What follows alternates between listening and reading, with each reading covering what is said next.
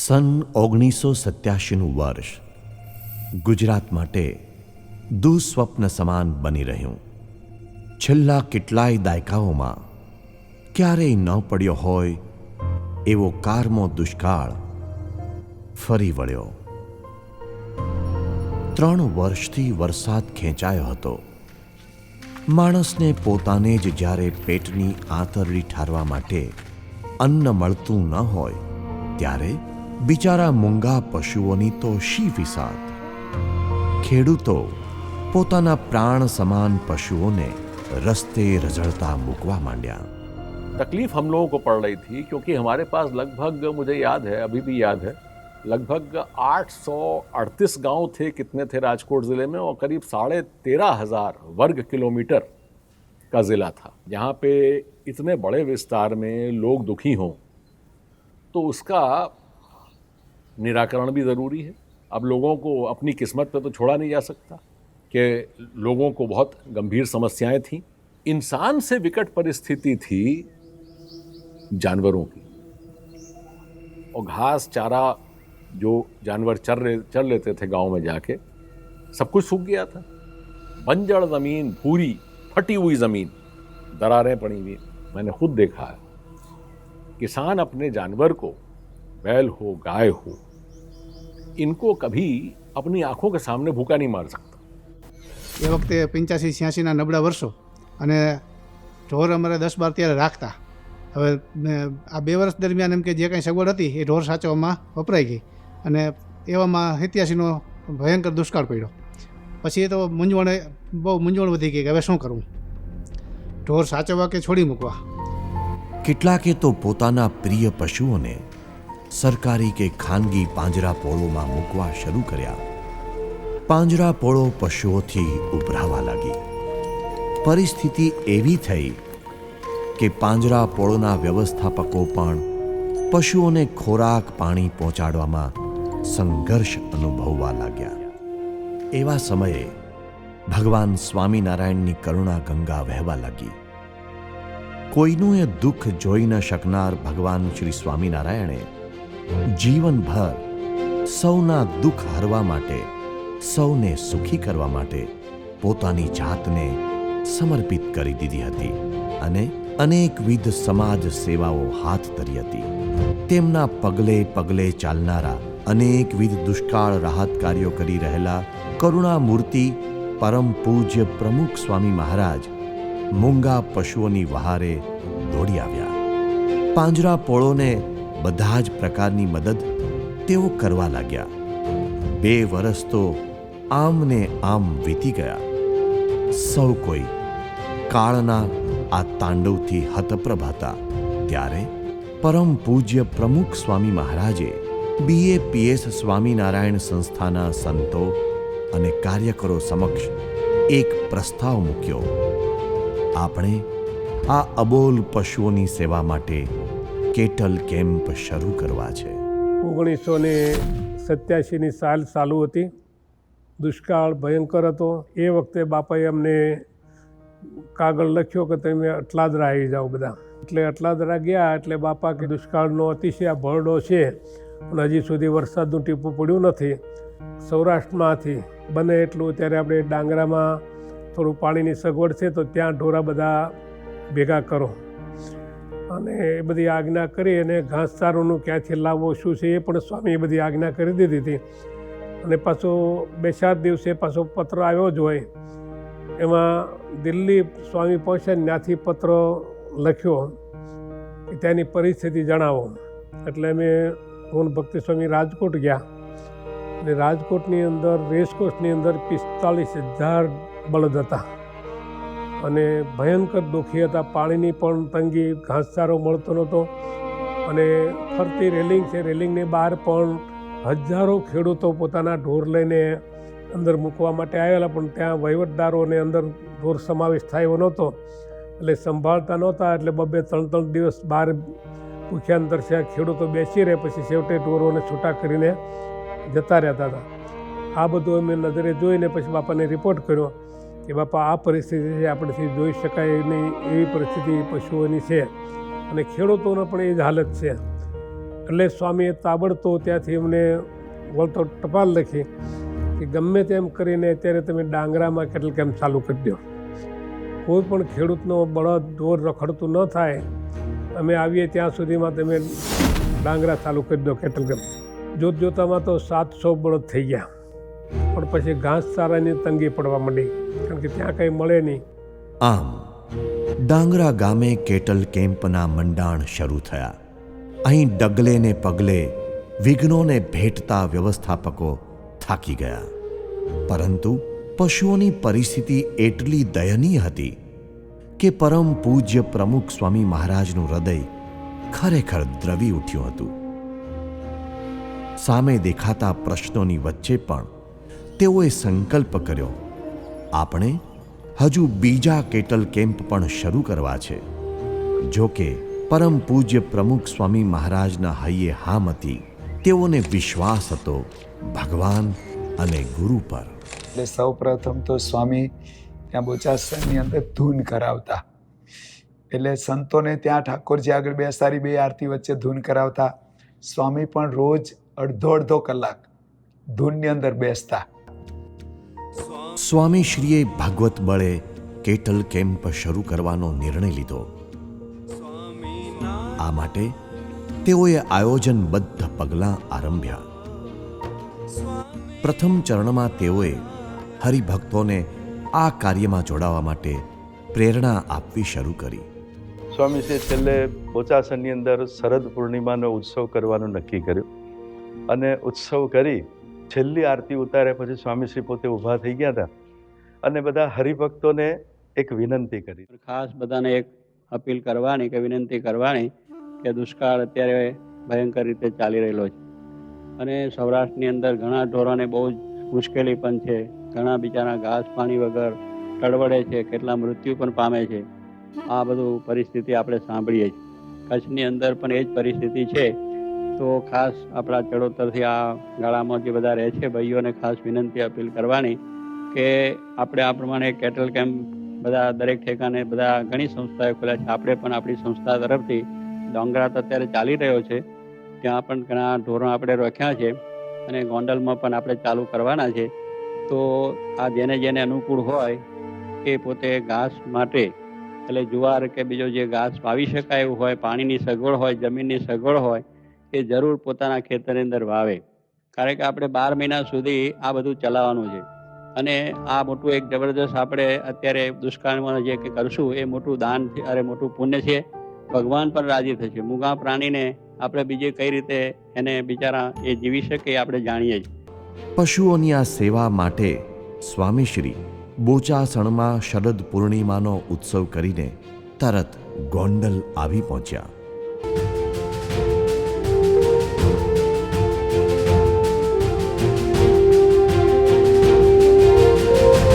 સ્વામીશ્રી ગોંડલ પધાર્યા. અહીં તેઓએ આયોજનના દ્વિતીય ચરણમાં આરંભ્યો એક સંશોધનાત્મક અભ્યાસ. સૌ પ્રથમ તેઓ ગોંડલની ગૌશાળામાં પધાર્યા. ત્યાં તેઓએ પ્રશ્નોની ઝડી વરસાવી. રોજ એક પશુને કેટલું ઘાસ જોઈએ, કેવા પ્રકારનો ઘાસચારો પશુઓને વધુ અનુકૂળ પડે, એક ઢોર એક દિવસમાં કેટલું પાણી પીવે વગેરે પ્રશ્નો પૂછીને તેઓએ માહિતી એકત્રિત કરવી શરૂ કરી. સ્વામીશ્રીને આટલાથી સંતોષ ન થયો. તેઓએ સ્વયંસેવકોની એક ખાસ ટુકડીને અન્ય કેટલ કેમ્પોમાં પશુઓની પરિસ્થિતિનો તાગ કાઢવા માટે મોકલી. સ્વામીશ્રીએ એક વિશેષ સૂચન પણ કર્યું, વિડીયો પણ ખાસ ઉતારી લાવજો. સ્વામીશ્રીની એક રીત એ હતી કે તેઓ સારા કાર્યોમાં સૌને સાથે રાખતા, સૌને ભેળવતા. દુષ્કાળને નાથવા કટિબદ્ધ થયેલા સ્વામીશ્રીએ આયોજનના તૃતીય ચરણમાં સ્વયં પત્રો લખીને વિવિધ મંદિરોના કોઠારી સંતોને પણ આ પ્રકલ્પની મીટિંગમાં આવવા માટે અનુરોધ કર્યો. એટલું જ નહીં, પરંતુ મીટિંગમાં આવતા પહેલાં પૂર્વ તૈયારીના મુદ્દાઓ પણ પત્રો દ્વારા લખીને સૌને મોકલ્યા. વાવેતર કરવા કેટલી જમીન મળશે, જમીન ખેડાણ છે કે નવી કરવી પડે તેમ છે, પાણીની શી વ્યવસ્થા છે? ઢોર માટે છાંયો કરવા માટે ઝાડ આસપાસ છે? કેટલા ઢોર રાખી શકાય તેવી વ્યવસ્થા છે? ઇલેક્ટ્રિક કનેક્શન છે કે નહીં? તારીખ 16 ઓક્ટોબર 1987. સ્વામીશ્રીના ધાર્યા પ્રમાણે BAPS સ્વામિનારાયણ સંસ્થાના જુદા જુદા મંદિરોના કોઠારી સંતો સાથે મીટિંગ થઈ, જેમાં સૌ પ્રથમ અબોલ પશુઓની દુર્દશા વર્ણવતો વિડીયો દર્શાવાયો. ઘોર કડી કાળમાં અંધારે આજ અમે તેલ વિના તરફડતા દીવા, તેલ વિના તરફડતા દીવા, અમે તેલ વિના તરફડતા દીવા. ઘોર કળી કાળમાં અંધારે આજ અમે તેલ વિના તરફડતા દીવા, તેલ વિના તરફડતા દીવા, તેલ વિના તરફડતા દીવા.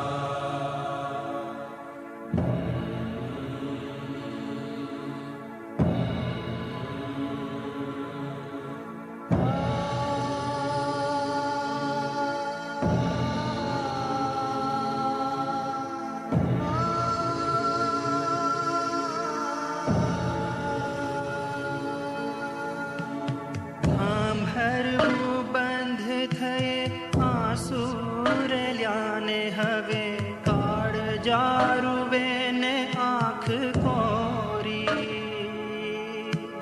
કાળ જારુવે ને આંખ કોરી. પંડતણી પાસડીઓ ઢગલો થઈ બેસી ગઈ, તોય અમે ધરતી ના ધોરી, તોય અમે ધરતી ના ધોરી.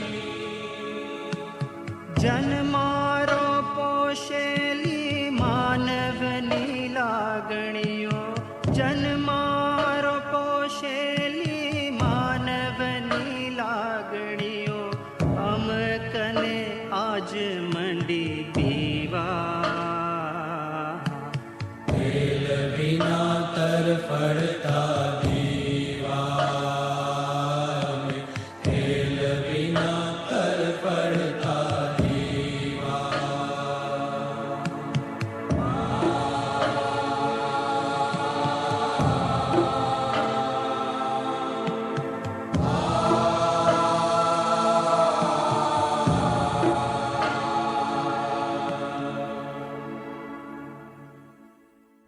એ વિડીયો પણ સ્વામીશ્રીને બતાવવામાં અને સ્વામીશ્રીનું હૃદય છે ને એકદમ કરુણાથી ભરાઈ ગયું, એમની આંખોમાં પાણી આવી ગયા અને સ્વામીશ્રી કે આપણે કંઈક કરવું છે. અત્યારે અમે જે સૌરાષ્ટ્રમાં બધે ફર્યા અને ઘણા કેટલ કેમ્પ જોયા, એની અંદર ત્યાં સ્થળ ઉપર જ્યારે પરિસ્થિતિ જોઈએ ત્યારે આપણે દરેકને દયા ઉપજેવી વસ્તુ છે.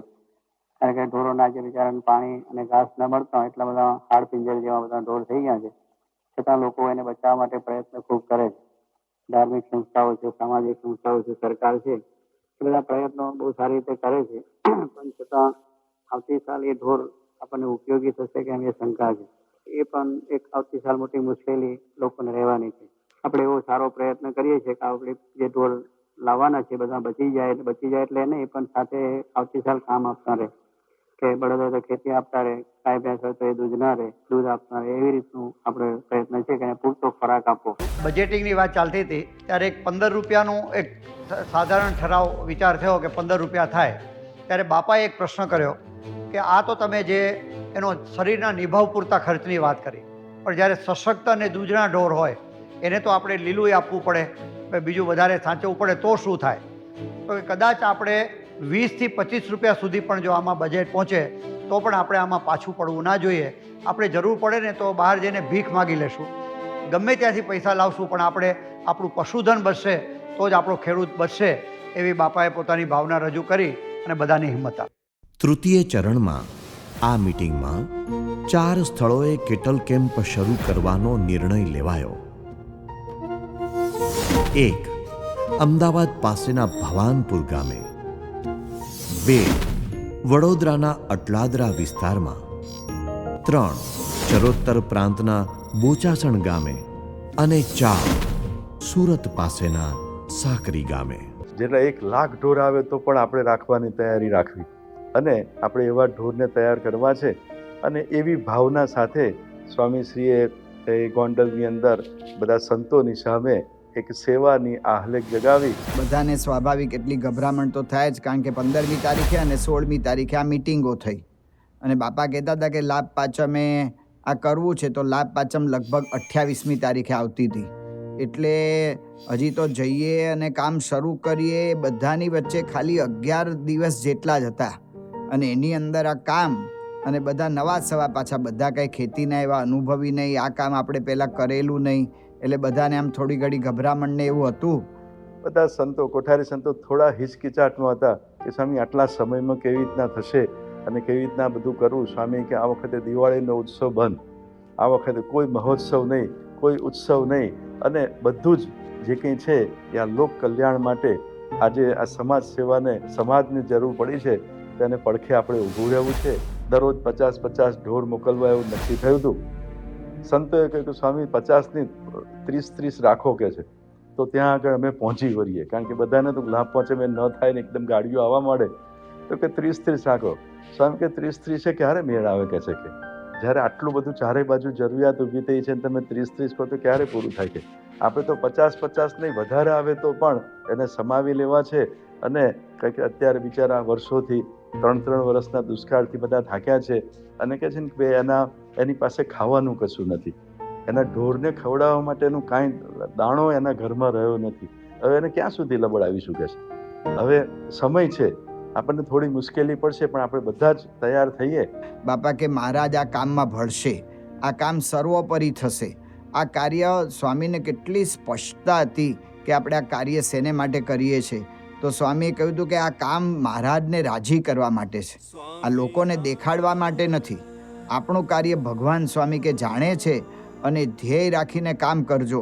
અગવડ પડે કે ગમે તે થાય, પણ સ્વામી કે આ કામ કરવું જ છે, કરવું જ છે એવો દ્રઢાવ રાખશો. અને સ્વામીએ ત્યાં વાત કરી હતી કે આ ભીડો નથી, આ ભક્તિ છે, આ પશુની સેવા એ ભક્તિ છે. માટે સ્વામી કે બધા ઉત્સાહથી મંડી પડો. આમ પરિસ્થિતિને ધ્યાનમાં રાખીને BAPS મંદિરોમાં અન્નકૂટોત્સવ બંધ રખાવ્યા અને સૌ સંતો ભક્તોને આ અબોલ પશુઓની સેવામાં, કેટલ કેમ્પની સેવામાં જોડાવાનો સ્વામીશ્રીએ આદેશ આપ્યો.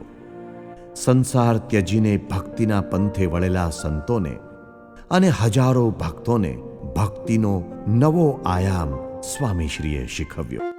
મોટા ભાગના પશુઓ કાઠિયાવાડ અને કચ્છ વિસ્તારના હતા.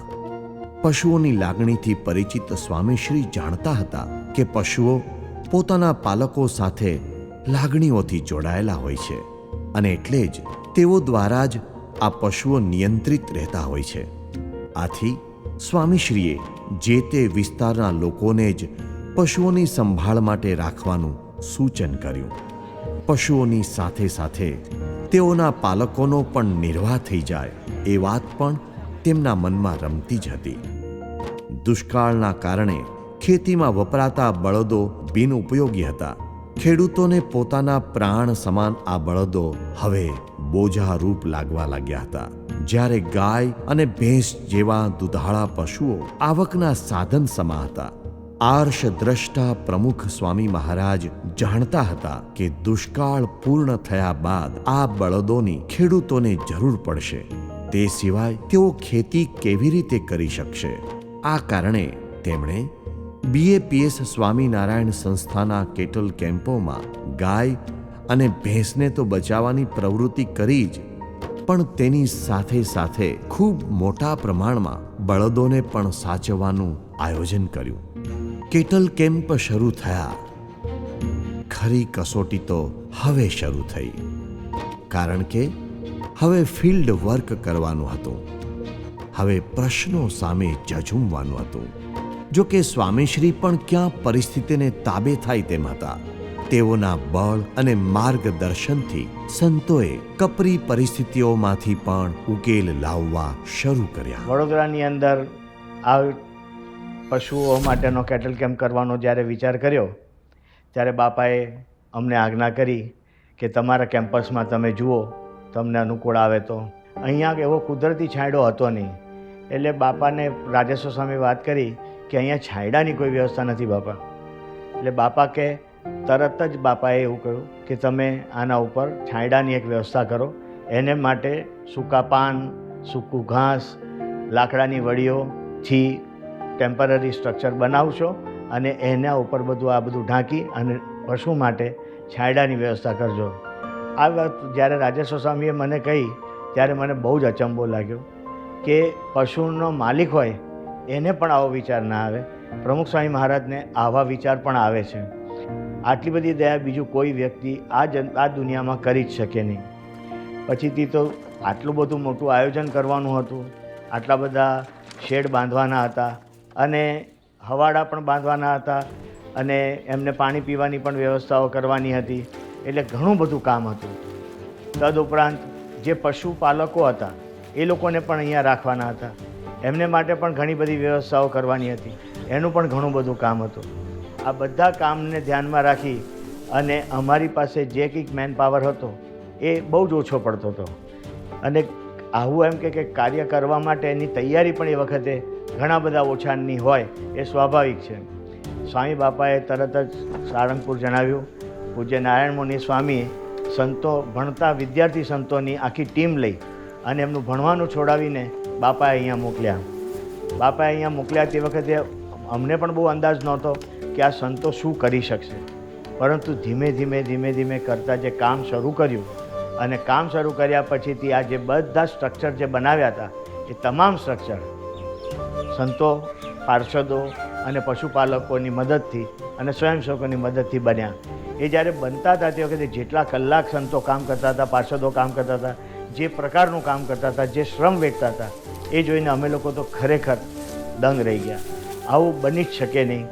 કોઈ સંજોગોમાં ભણેલા ગણેલા છોકરાઓ જે સાધુ થયા હોય અને એમના જીવનનો સાવ આધ્યાત્મિક માર્ગ જુદો હોય એને બદલે આવો બાપાના સંકલ્પમાં ભળવું એ અમારે માટે તો માનવું જ અશક્ય હતું. કલ્પના તો થઈ જ શકે નહીં. અને ખરેખર સંતોએ બહુ જ મહેનત કરી, અતિ મહેનત કરી અને બધા સ્ટ્રક્ચરો બની ગયા. તાત્કાલિક ત્યાં બધી જગ્યાએ નવા બોર પણ સ્વામીએ કરાવ્યા કે આપણે બોર કરો, પાણી ખૂટવું ના જોઈએ. સ્ટોરેજ માટે ટાંકીઓ બનાવી અને એ ટાંકીઓમાં ભરી અને પછી બધે જ પાણી પહોંચાવે. એટલે કહે છે ને કે ભાઈ પાણી, છાંયો અને ખોરાક કહેતા ઘાસ, ત્રણેયની પર્યાપ્ત સુવિધાઓ સ્વામીશ્રીએ કહે છે ને કે લાભ પાંચમ સુધીમાં બધાની પાસે કરાવી દીધી. અને એ કેટલ કેમ્પના ઉદ્ઘાટન બાપાની ઈચ્છા મુજબ લાભ પાંચમે આપણે બધી જગ્યાએ થયા. પશુઓની આવવાની શરૂઆત પણ થઈ ગઈ અને એ પશુઓને, કારણ કે આ તો દુષ્કાળગ્રસ્ત હતા અને એમને ખોરાક પણ ત્યાં પૂરો નહોતો મળતો એવી પરિસ્થિતિ હતી. એટલે એ બધા દુબળા થઈ ગયેલા અને એમને એ રીતે એક એક ટ્રકમાં 10 બળદો ભરીને લાવવાનો કાર્ય શરૂ થઈ ગયું.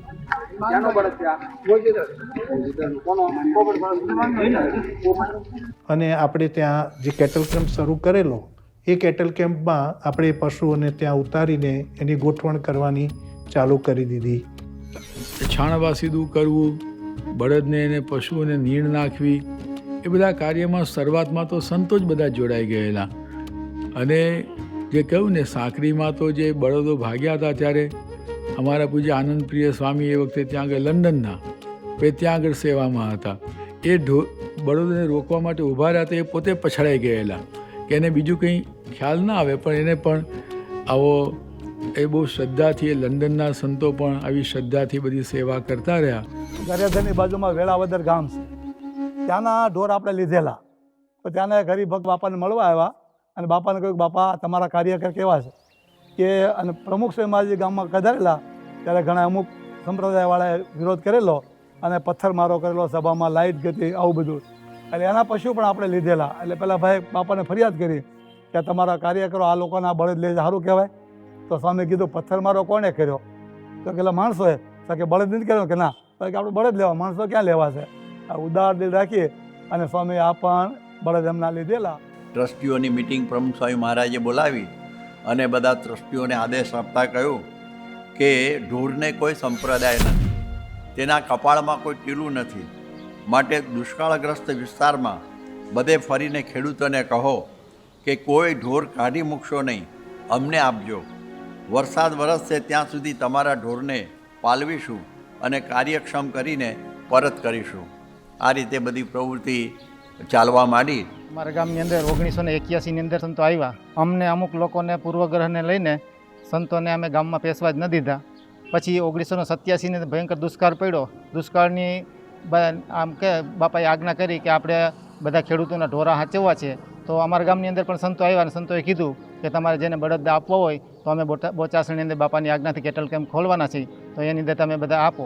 પછી અમારા જે વિરોધ કરતા હતા એના બળદ પણ સ્વામી આ સંતોએ બાપાએ કીધું કે આપણે કોઈ ભેદભાવ જવાનું રાખવું નથી, એને બધાના બળદ લઈ ગયા અને બળદ સાથે અમારે પણ સાથે જવાનું થયું. અમારે કે ને ખબર પડી કે આ સંતો તો ખરેખર આમ કે ને કે આપણે જે કાંઈ વિરોધ કર્યો એનું કાંઈ એને મનમાં પણ લીધું નથી અને એને અમારો પછી તો બાપાનો અમને એકદમ ગુણ આવ્યો. પરમ પૂજ્ય પ્રમુખ સ્વામી મહારાજ ગોંડલ બિરાજતા અને સાંગાવદરના હરિભક્તોએ બાપાને મળવા ગયા અને એ વખતે બાપાને કીધું કે બાપા આ વખતે મુશ્કેલી ઘણી બધી છે અને ઢોરને હવે કેવી રીતે રાખવા છૂટા.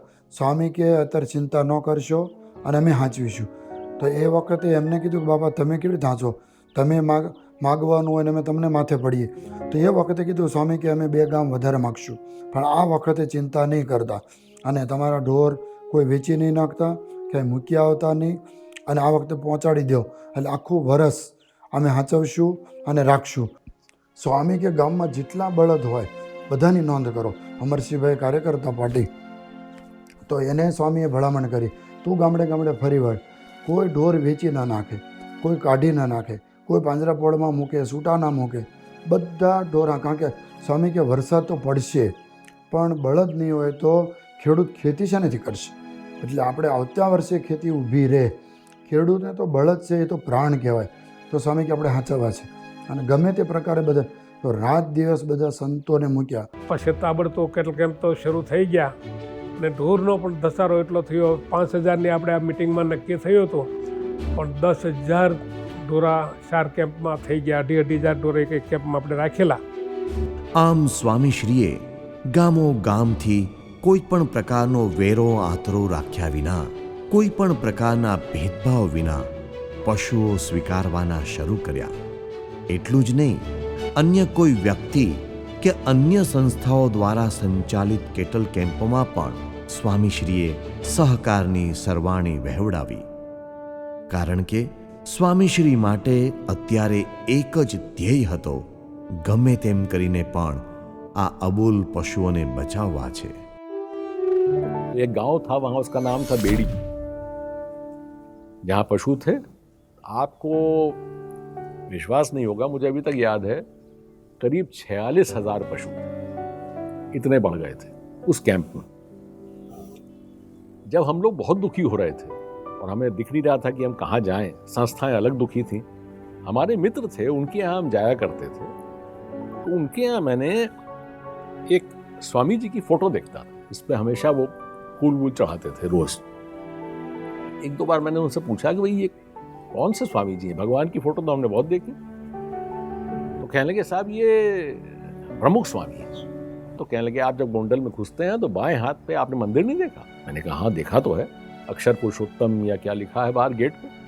कहने लगे हाँ हाँ बस वही. हाँ तो मैंने कहा इनकी आपने फोटो क्यों लगाई? कहेंगे साहब हमको इनको इतना मानते हैं कि हम तो इन्हें भगवान से कम नहीं मानते. तो हमने कहा चलो, उस दिन मैं गोंडल जा रहा था तो स्टाफ कार में था, तो मैंने ड्राइवर से कहा, मैंने कहा यहाँ रोक लो मंदिर के बाहर. उनको ले गए अंदर. वहाँ स्वामी जी बैठे थे, वही तस्वीर थी जो तस्वीर में देखा था, वही सामने बैठे थे साक्षात. तो नमस्कार हुआ. तो मैंने कहा मेरा एक आपसे विनती है कि आप हमारी संस्था में आए, वहाँ पे जो हम लोग काम कर रहे हैं उसको देखिए, जो हमने जानवर रखे हैं उनको देखिए. और मैंने कहा ज़िले के लिए तो आप बहुत कुछ कर रहे हैं, बट मैं तो कहूँगा जितना आप और कर सकें करिए, क्योंकि हम जानते हैं कि हम नहीं पहुँच पाएंगे. तो मैंने जब स्वामी जी से कहा तो इनका बड़ा ही एक पॉजिटिव जवाब आया. मतलब इन्होंने कहा कि हाँ हाँ हमसे जो होगा हम करेंगे. उसके कुछ ही रोज़ बाद, कुछ ही दिन बाद वहाँ से फ़ोन आया कि साहब वो प्रमुख स्वामी जी आना चाहते हैं वहाँ पे, हमारा जो कैटल कैम्प। પ્રમુખ સ્વામી મહારાજ ત્યાં બેડી ખાતે પધારેલા હતા, કેટલ કેમ્પ ખાતે પધાર્યા હતા. અને પધાર્યા પછી તેમણે આખા કેટલ કેમ્પમાં ફરીને બધું જોયું અને તે માટે પછી તેમણે અમારે ત્યાંના જે સ્વયંસેવકો, એમના જે કાર્યકરો હતા સંસ્થાના તે, અને હું પણ ત્યાં હાજર હતો, તે વખતે બધાની જોડે ચર્ચા કરી એમણે, અને એમના દુઃખ દર્દો પણ સાંભળ્યા. અને આ સાંભળ્યા પછી ત્યારે વાસરડાઓ બધા ભાંભડા નાખતા હતા અને સ્વામીની પાછળ પાછળ ફરે. એટલે સ્વામી અંદર બધે આંટો માર્યો અને વાસરડા વાહણ વાહણ ફર્યા કરે, ભાંભર્યા કરે. એટલે બાપાએ એના કાર્યકર્તાઓને પછી પૂછ્યું તો કે કેમ આ બધા પાછળ પાછળ ફરે છે? કે બાપા 4 દિવસથી આને કોઈ ઘાસ મળ્યું નથી અને એને લઈને ભૂખ્યા છે, એટલે કોઈક આવે એની પાછળ ફરે છે, કંઈક ખાવાનું લાવ્યા છે. એટલે બાપાનું હૃદય દ્રવી ગયું એકદમ કે 4 દિવસથી, કે હા બાપા 4 દિવસથી કંઈ મળ્યું જ નથી, ક્યાંય આવતું નથી ઘાસ. અને એક ખટારો આવે તો 10 જણા લેનારા હોય એટલે ઘાસ મળવું મુશ્કેલ છે. એટલે બાપા એના દીધામાં આવ્યા ગોંડલ. ગોંડલ આવીને દર્શન કરીને ઠાકોરજીના સીધા બાપા હજી રૂમમાં એનો ગયા, બાજુનો હોલ છે એમાં સ્વામી મને બોલાવ્યો. મારા આમ રહેવાતું ને હૃદય દ્રવી ગયું. સ્વામી આમ ગળગળા થઈ ગયા એકદમ, આમ બોલી ના ક્યાં ઘડીક તો. પછી ધીરે રહીને સ્વામી આમ આંખમાં પાણી આવી ગયા. ગમે એમ કરીને આપણે એને ઘાસ પહોંચાડવું છે. એટલે આ બધું જોયું એટલે મેં કીધું બાપા પહોંચાડી દઈએ. સ્વામીને આમ જોયા ને આમ ગળગળા એકદમ થઈ ગયા એટલે મને આમ એ થઈ ગયું. તો સ્વામી કે ક્યાંથી લાવીશ? મેં કીધું બાપા આપણે ડાંગરામાં નવી જમીન લીધી, આપની આજ્ઞાથી આપણે કૂવો કર્યો ઉનાળામાં, એમાં થોડું પાણી થયું હતું. એટલે મેં ત્યાં 5-7 વીઘાનો વાડ વાવ્યો છે અને વાડ એકલાસ ઊભો છે, એટલે આમ વાડ કાપીને ત્યાં મોકલાવી દઉં. સ્વામી કે ક્યારે મોકલે? મેં આજ ને આજ. એટલે તાત્કાલિક પછી ત્યાંથી ગોંડલથી માણસોને ટ્રેક્ટર મોકલું, ત્યાંથી ફોન કર્યો ભાદરામાં. એટલે ભાદરામાં દેવસ્વામી માણસોને ટ્રેક્ટરોને બધું મોકલું. એટલે સાંજ સુધીમાં 2-3 ટ્રેક્ટરો મોકલી દીધા અને પહોંચ્યા. પછી બાપાને પાછું મને ફોન આવ્યો એટલે સમાચાર દીધા, બાપા પહોંચી ગયા. એટલે બાપા એકદમ ભેટી પડ્યા. સ્વામી કે ફૂટે ત્યાં સુધી આપણે તેને પુગાડવાનો છે. और उन्होंने मुझे याद आता है रोज़ 3 ट्रक रोज़ आते थे, मुझे याद है सुबह. सोचा हो सकता है 1-2 दिन आए, बट रोज़ जब तक हमारा कैटल कैंप चला, बोट चारा मिलता रहा, तब लगा कि अरे ये तो ऐसे लोग भी हैं कि स्वामी नारायण संस्था ने जिस तरह काम किया है, मैं तो कहता हूँ कि भाई अद्वितीय है. ऐसा तो शायद अनुभव मैंने कभी देखा होगा. धर्म का काम करने वाले बहुत लोग हैं, मैं ये नहीं कहता कि कोई और होगा ही नहीं. बातें बहुत लोगों ने करी, करावरा बहुत कम ने, मगर जो इन लोगों ने किया वो तो एक मिसाल है. प्रमुख स्वामी सुखकार जय हो, संत परम हितकारी जय हो. प्रमुख स्वामी सुखकारी जय हो, संत परम हितकारी जय हो.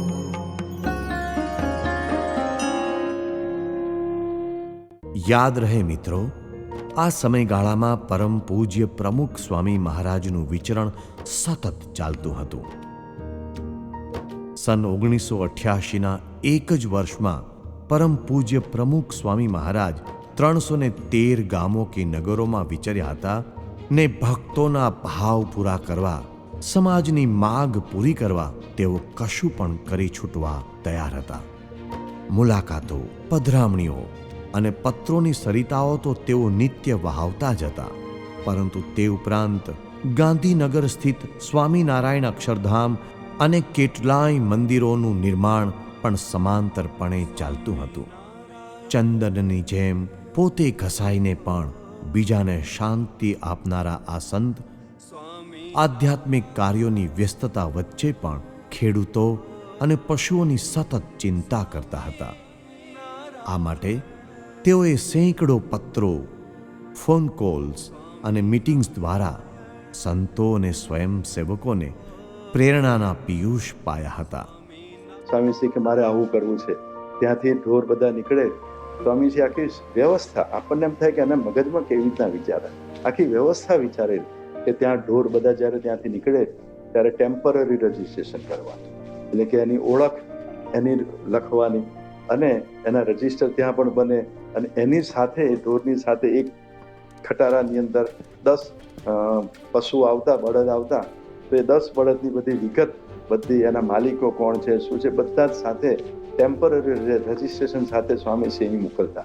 તે વખતે એના ફોર્મ ભરાતા, એના પાકા ફોર્મ, એના રજિસ્ટર બનતા, માલિકના નામની સામે ઢોર અને એનો રજિસ્ટ્રેશન નંબર અપાય અને એ જે નંબર અપાય ને એ નંબરની ટેગ એના કાનની અંદર અમે મારતા, જેથી એની ઓળખ હંમેશા રહે અને આવતી સાલ જ્યારે પાછા આપવાના થાય ત્યારે સરળતાથી, કારણ કે અમને તો બધા હરખા જ દેખાતા, બધા બળદ જોઈએ તો હારા બળદ એક હરખા જ દેખાય અને તે વખતે નહોતું સમજાતું, પણ જ્યારે પાછા આપવાના થયું ને ત્યારે બધાને ખબર પડી કે ના, તે વખતે ખરેખર સ્વામીએ બહુ દુરંદેશી પણ વાપરી. તો આ રીતે કેટલ કેમ્પની અંદર ઢોરને આવો પ્રવેશ મળ્યો.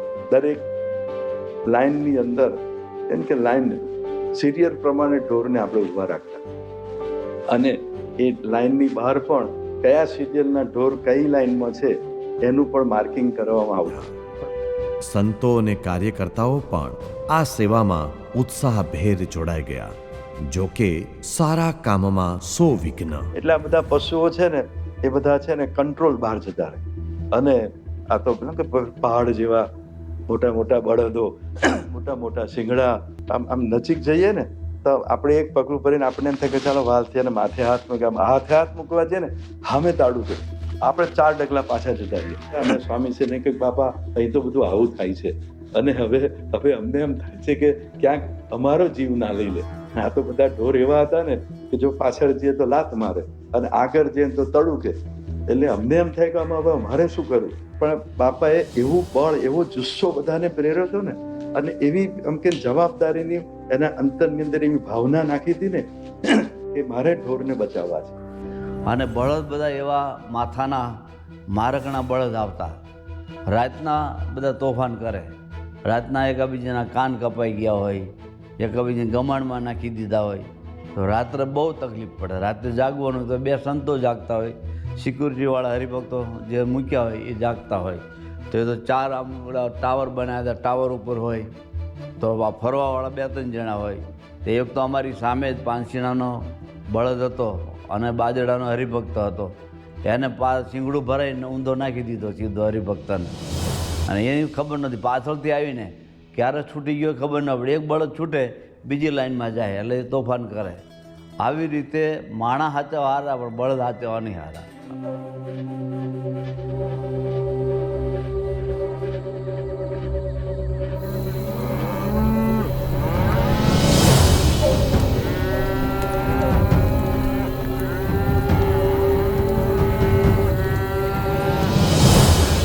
એક વખત રાત્રે એવું બન્યું, બળદ છે ને છૂટ્યા, પણ થોડા ખેપાની હતા એટલે છૂટ્યા.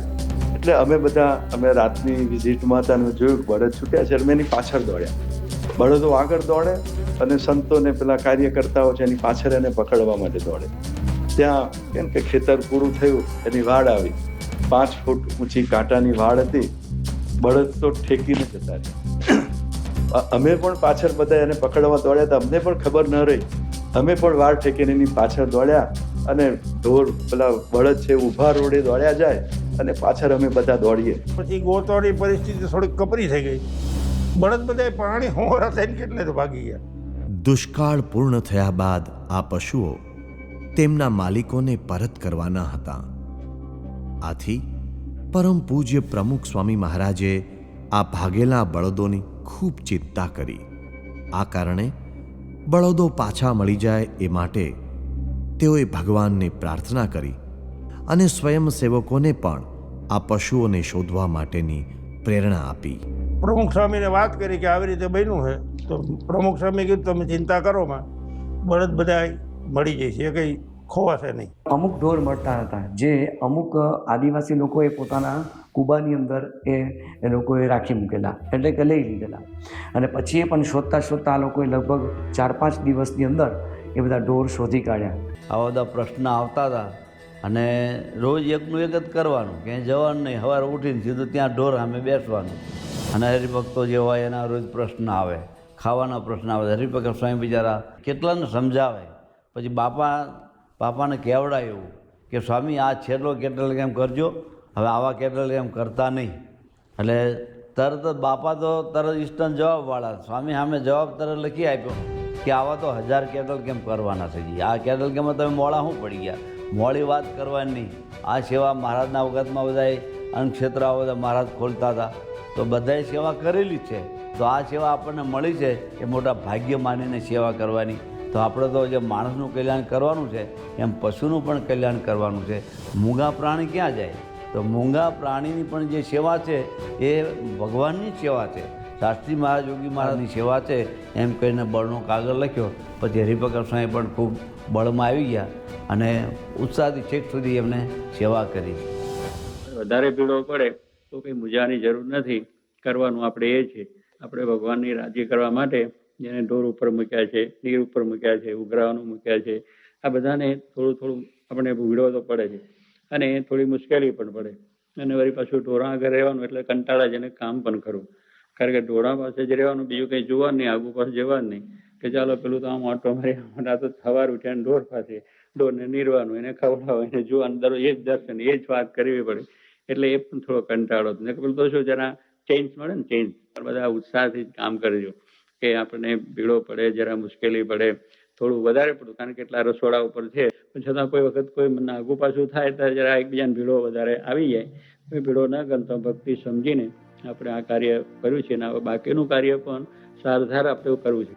આમ પરમ પૂજ્ય પ્રમુખ સ્વામી મહારાજના બળે સંતો દેહની પરવા કર્યા વિના, રાત દિવસ જોયા વિના સતત ઝઝૂમતા. સ્વામીશ્રીની કરુણાનો પ્રવાહ ધસમસતો હતો, પણ સાથે સાથે આયોજનબદ્ધ પણ હતો. પશુઓને સ્વસ્થ રાખવા માટે 3 આયામો ખૂબ જ અગત્યના હોય છે.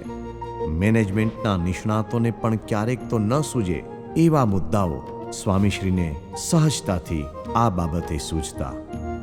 કારણ સ્પષ્ટ હતું કે સ્વામીશ્રીને હૃદયથી પશુઓની सेवा करवी હતી. बोचासण अक्षर पुरुषोत्तम संस्थान की तरफ से भी कैटल कैंप बनाए गए और मैंने कैटल कैंप का निरीक्षण प्रमुख श्री के साथ किया तो मैंने देखा कि वो सामान्य कैटल कैंप नहीं था, वो एक विशिष्ट आयोजन था. और मेरी उत्सुकता प्रमुख श्री के संचालन को देख के बहुत बढ़ती गई कि कैटल कैंप चलाना है तो कैसे चलाना है, क्योंकि इस तरह का ट्रीटमेंट दूसरी संस्थाओं की तरफ से करने वाला जो कैंप था उसमें नहीं मिला था. પ્રમુખ સ્વામી મહારાજ પોતે સ્વયં જ્યારે વિઝિટ પર આવ્યા તે વખતે કેટલ કેમ્પમાં બધું જોયા પછીથી સ્વામી બાપાએ એક વસ્તુની નોંધ લીધી કે જે અમારામાંથી કોઈને પણ સમજાયું નહોતું કે જે પશુઓને રાખ્યા હતા એમના જે છાંયડા કરવા માટેનો જે સ્ટ્રક્ચરો બન્યા હતા એ સ્ટ્રક્ચરોમાં ઇલેક્ટ્રિસિટીની જરૂર હતી, લાઇટની જરૂર હતી. એટલે અમે વાયરો દોડાવીને, બલ્બો લટકાવીને વીજળીથી પ્રકાશ કરવાની વ્યવસ્થા કરી હતી. સ્વામી બાપાએ જેવું જોયું એવું તરત જ બાપાએ કહ્યું કે આની અંદર જો શોર્ટ સર્કિટ થાય તો આ સૂકા લાકડા, સૂકા ઘાસ, સૂકા પાંદડા બધું જ બળી જાય, તો પશુને તમે બચાવશો કેવી રીતના? એટલે તાત્કાલિક ધોરણે બધી જ લાઇટોના વાયરો બધા જ એમણે છૂટા કરાવડાયા અને એમણે કહ્યું કે આ બધા જ તમે બહારથી રન કરો અને બહારથી તમે એમને પ્રકાશ આપજો. કેટલું બધી એમની સૂઝ કહેવાય કે સામાન્ય વ્યક્તિને. અને જેટલા અમારે ત્યાં જે અહીંયા આવતા હતા એ બધા ઇલેક્ટ્રિકલ એન્જિનિયરોએ આવ્યા હતા, મિકેનિકલ એન્જિનિયરોએ આવતા હતા, સમાજના શ્રેષ્ઠીઓએ આવતા હતા, અમારા જેવા ઉદ્યોગપતિઓ પણ આવતા હતા, પણ કોઈને ધ્યાનમાં ના આવ્યું, કેવળ બાપાને ધ્યાનમાં આવ્યું.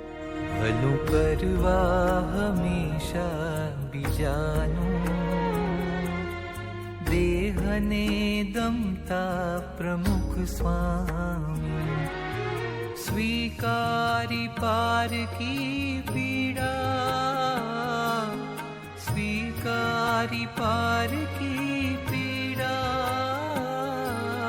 हसीने खमता प्रमुख स्वामी, हसीने खमता प्रमुख स्वामी, भलू करवा हमेशा बीजाનું।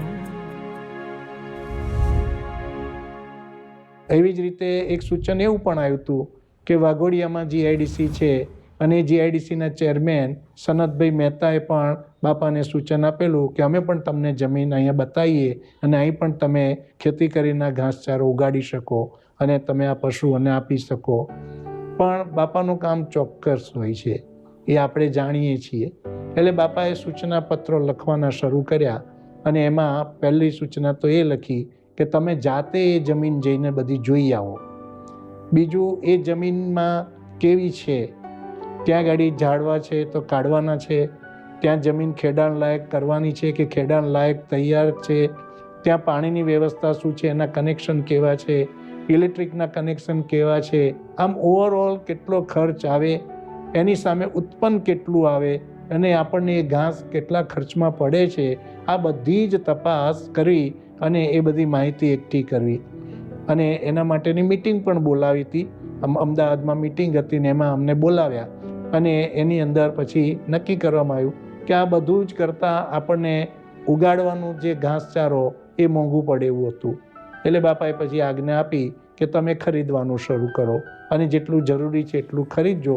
સૂકું ઘાસ પણ આપવું પડશે અને લીલું ઘાસ પણ આપણે આપવું પડશે. એના માટે ચોકીદાર રાખવાનો, દરેક ગંજીની નજીકમાં પાણીની પણ વ્યવસ્થા રાખવાની. કદાચ કંઈ અકસ્માત થાય તો મોટર મશીન ચાલુ કરીને એ ઘાસચારાને ઓલવવા માટે એની પણ સૂચના સ્વામી આપેલી. તો આવી ઝીણી બાબતમાં રાત દિવસ સ્વામી વિચારીને 1-2 દિવસ થાય એટલે સ્વામીનો પત્ર આવ્યો જ હોય. અને કાઠિયાવાડનો ઢોર છે ડાંગરના પુરાણ ન જ ખાય, એ હકીકત વસ્તુ છે. હું તમને કહું, કાઠિયાવાડનો ઢોર છે બધો એ કોઈ દિવસ ડાંગર ત્યાં પાકે નહીં, ડાંગરના પૂરા ખાય પણ નહીં, ડાંગરની ત્યાં વપરાશ પણ નથી. આ તો ત્યાં દુષ્કાળમાં છે એટલે તમે લઈએ ના ગો, ભૂખા ઢોર હોય તો ખાય, પણ જે છાણા સચવેલા ઢોર છે ને એને કોઈ દિવસ ત્યાં ડાંગર ખાધી જ નથી. એટલે સ્વામીને બધું આમ ખાલી નભાવવા પૂરતું નહોતું, પણ એ ઢોર ખરેખર તાજુબાજુ થઈને ખેડૂતને કામ આપે એવા થઈને જાય, એ પણ સ્વામી ચિંતા કરતા હતા. વજન કાંટા ઉપર વજન કરીને એને આહાર આપવામાં આવતો, કારણ કે આઇડલ પોઝિશનમાં પશુઓને રહેવાનું છે. એટલે અતિ ખોરાક પણ એ અતિક્રમણ કરે, ઓછો ખોરાક એને અશક્ત બનાવે.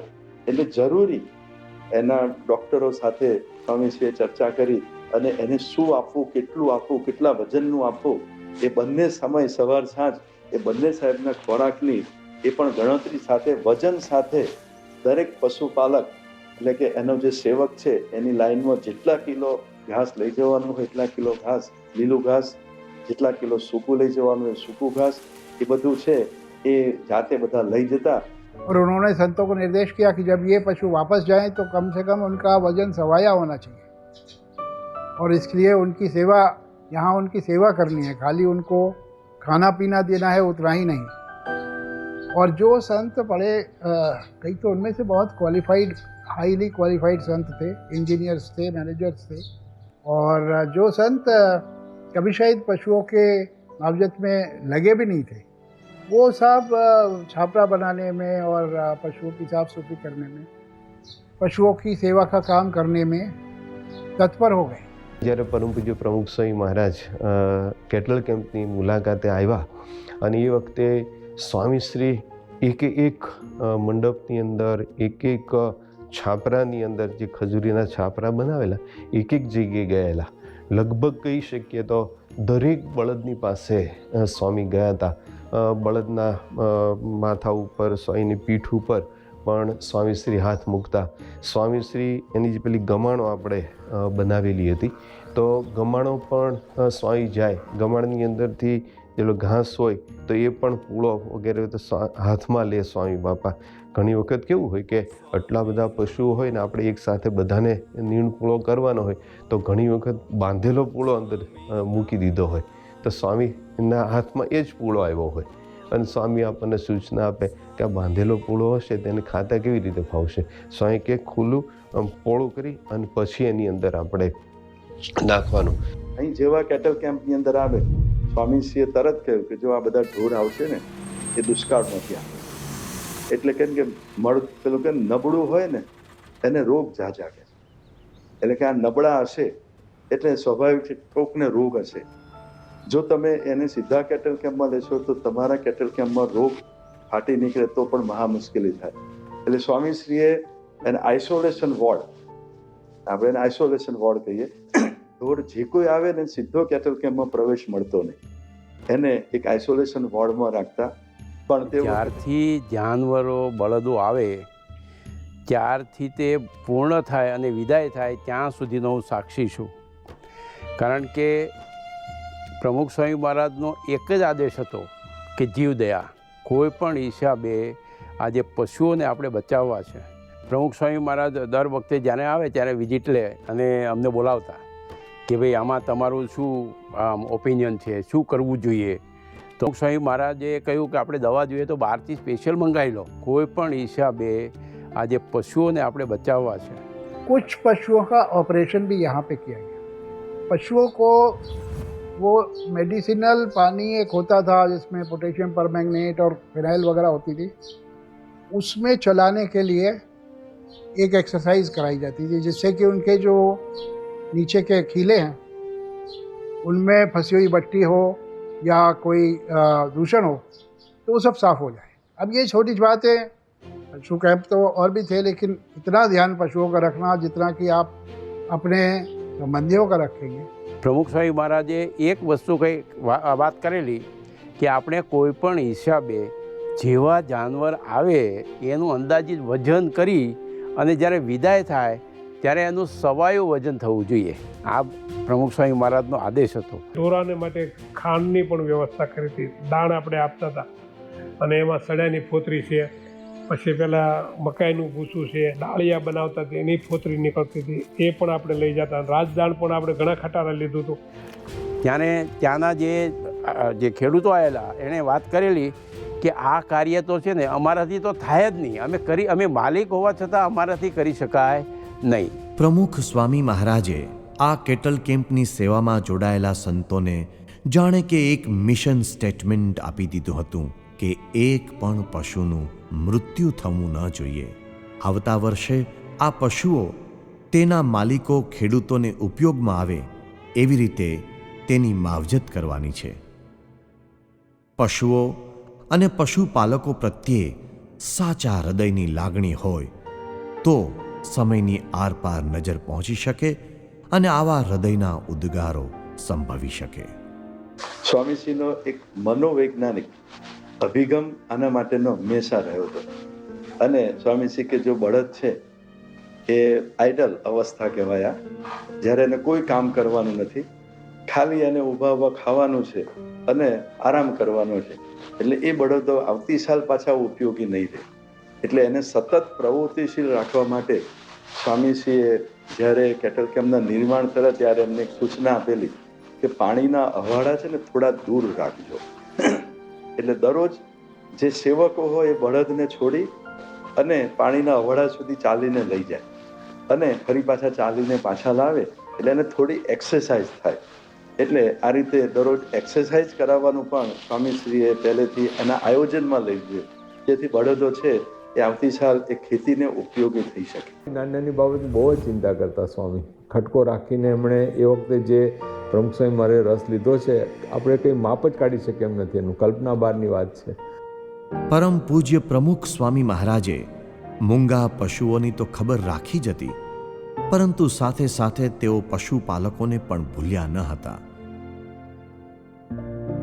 સ્વામીશ્રીની કરુણાની હેલી એમના પર પણ વારંવાર વરસતી. બાપા એવું કહેતા કે આવનાર ખેડૂતોને મનમાં જરા પણ એવું ના લાગવું જોઈએ કે અમે રાહત કેમ્પમાં આવ્યા છીએ. પોતાના ઘરમાં જ જેમ રહેતા હોય અને એને એવું વાતાવરણ મળી રહે એવો પ્રયત્ન આપણે સતત કરવાનો. અને એના માટે બાપાએ તો ત્યાં સુધી આગ્રહ રાખેલો કે આ લોકોને અઠવાડિયે એક વખત ફરસાણ એટલે કે ભજીયા અને ગોટા એમને જે ભાવતું હોય સૌરાષ્ટ્રના ખેડૂતોને એ પ્રકારનું ખવડાવું. અને આપણે જ્યારે તહેવારના દિવસો આવે, ઉત્સવના દિવસો આવે ત્યારે ખાસ મીઠાઈ પણ આપી. અને ત્યાં અમે જેટલા સંતો હતા એ બધાને બાપાએ નિયમ પણ આપેલો જ્યાં સુધી આ પશુ રાહત કેન્દ્ર ચાલે ત્યાં સુધી આપણે કોઈએ મીઠાઈ ખાવી નહીં. પણ આ ખેડૂત ભાઈઓ માટે બાપા ખાસ એ રીતે કરત.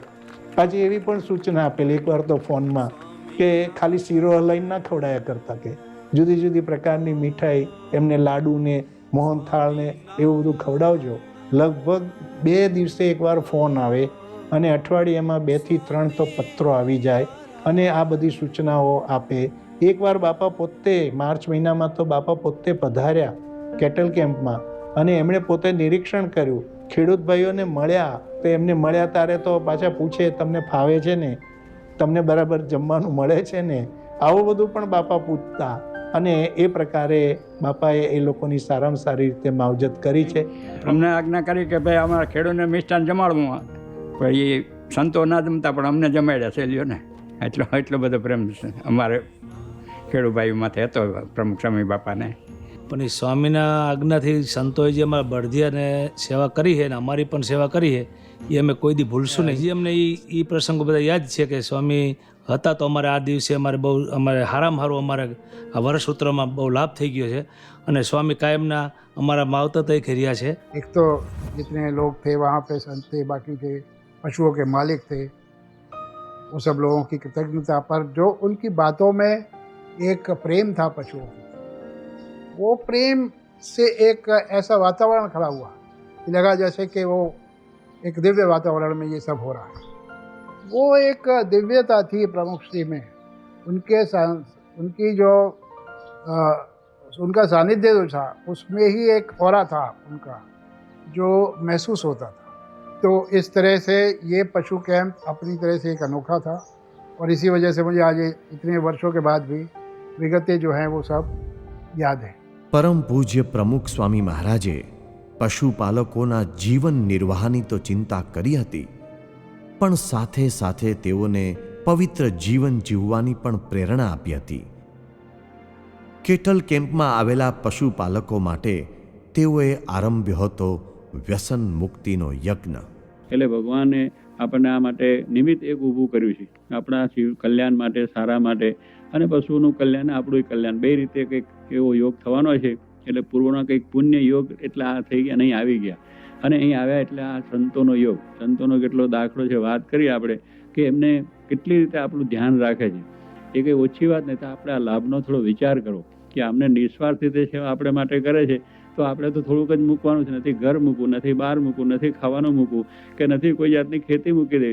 તમારે બધું જ પાછું જઈને કરવાનું, પણ એટલું કે વ્યસન મૂકો, એટલું જ આપણે મૂકવાનું છે. કે મનુષ્ય દેહ આપણે મળ્યો છે, આવો સત્સંગ મળ્યો, આટલા મહિના સુધી એમાં ભેગા રહ્યા, તો આપણે કેટલું બધું બળને એ થઈ જાય. એટલે ઘરે જ અને જે બધો લાભ થશે પાછો તમને થશે. તમે ત્યાં જઈને જે કંઈ આ બધા પૈસા બચાવશો, વ્યસનથી રહિત થઈશો, એ પૈસા તમારા ઘરમાં રહેશે, તમારા છોકરાને કામ આવશે, તમારું મકાન સારા થશે, વળી ખેતી સારી થશે, ખાતર પૂજો થશે, એમ બધો ઘણો લાભ થશે. અને તે વખતે લગભગ 90% પશુપાલકોએ પોતાના બધા વ્યસનો સ્વામીના ચરણોમાં મૂકેલા. કોઈ અફીણના બંધાણી હતા, એણે અફીણ મૂક્યા હતા. કોઈ દારૂના બંધાણી હતા, એણે દારૂ મૂક્યા હતા. અને બીડી તો સહજ હતી. તો એવા પણ વ્યસનો આ બધા કેમ્પની અંદર બધાએ છોડેલા અને ખરેખર એક માનવ કલ્યાણનો કેમ્પ પણ એ બનેલો. તો એવા હતા કે એને રીતે અફીણનું ભયંકર વ્યસન હતું. એણે વાત કરી કે જો આ અફીણનું વ્યસન હું અહીં ના આવ્યો તો મારું છૂટ જ નહીં. પ્રમુખ સ્વામી મહારાજે મારી પર બહુ દયા કરી કે મારું ઢોરો તો સાચવા, પણ અમને સાચા અર્થમાં વ્યસન છોડાવીને સાચવા છે. तो ये एक पूरा वातावरण, एक थोड़ा सा स्पिरिचुअल सा वातावरण वहाँ पे मुझे दिखा. और मुझे लगता है कि कोई भी काम में अगर इस तरह की स्पिरिचुअलिटी होती तो उस काम की जो इफ़ेक्टिवनेस है, असरकारकता है, वो कहीं ज़्यादा होती. कि एक बड़े संत का आशीर्वाद जिस जगह हो, उस जगह फलश्रुति कैसी होती. ये जो पूरा माहौल था प्रमुख श्री के औरा से प्रभावित था और इसमें एक अलग तरह की एनर्जी मुझे देखने को मिली. આમ પરમ પૂજ્ય પ્રમુખ સ્વામી મહારાજે પશુઓ માટે આવાસ, ભોજન અને આરોગ્યની વ્યવસ્થા કરાવી. આ માટે સંતો સ્વયંસેવકોમાં સતત બળ પ્રેરીને આ અભિયાનને તેઓએ આગળ ધપાવ્યું. જો કે વામનજી ભેળી લાકડી પણ વધે એમ સેવાની સાથે પ્રશ્નોના પણ ગુણાકાર થતા ગયા. પરમ પૂજ્ય પ્રમુખ સ્વામી મહારાજે પશુઓને કોઈ પણ પ્રકારે નુકસાન ન પહોંચે તે માટે ખૂબ જ તકેદારી રખાવી હતી. આમ છતાં એમાંના અટલાદરા સ્થિત કેટલ કેમ્પમાં એક વખત સ્વયંસેવકોની દ્રષ્ટિ ગોડાઉન તરફ ગઈ અને જોયું તો ધુમાડો. સ્વયંસેવકો ગભરાયા અને સૌ દોડ્યા ગોડાઉન તરફ. અને પછી એમાંથી ધુમાડા નીકળવા માંડ્યા. હવે અમારે તો કોઈ અનુભવ જ નહીં. હવે એમાં કેટલું ઘાસ લીલું હતું એ કોવાયું, એનો ગેસ થયો અને એ રીતે બધું સળગવા માંડ્યું અંદર. એટલે આમ ધુમાડા નીકળવા માંડ્યા. એટલે અમે ગભરાયા, પણ સંસ્થાને એમાં નુકસાન પણ થયું. બાપાને આ વાતની ખબર પડી અને બાપાએ તરત જ પત્ર લખ્યો કે તમે બધું સારી રીતે ઘાસ ખરીદો છો, એના માટે દોડાદોડી કરો છો અને તમને બહુ જ એમાં તકલીફો પણ પડે છે, તો એ રીતે અમે તમને કષ્ટ આપીએ છીએ. આવું બધું લખ્યું અને પછી છેલ્લે લખ્યું બાપાએ કે તમારે ત્યાં ઘાસનો પ્રશ્ન આવો ઊભો થયો અને આપણું ઘાસ બગડ્યું, પણ હવે તમારે ધ્યાન રાખવું.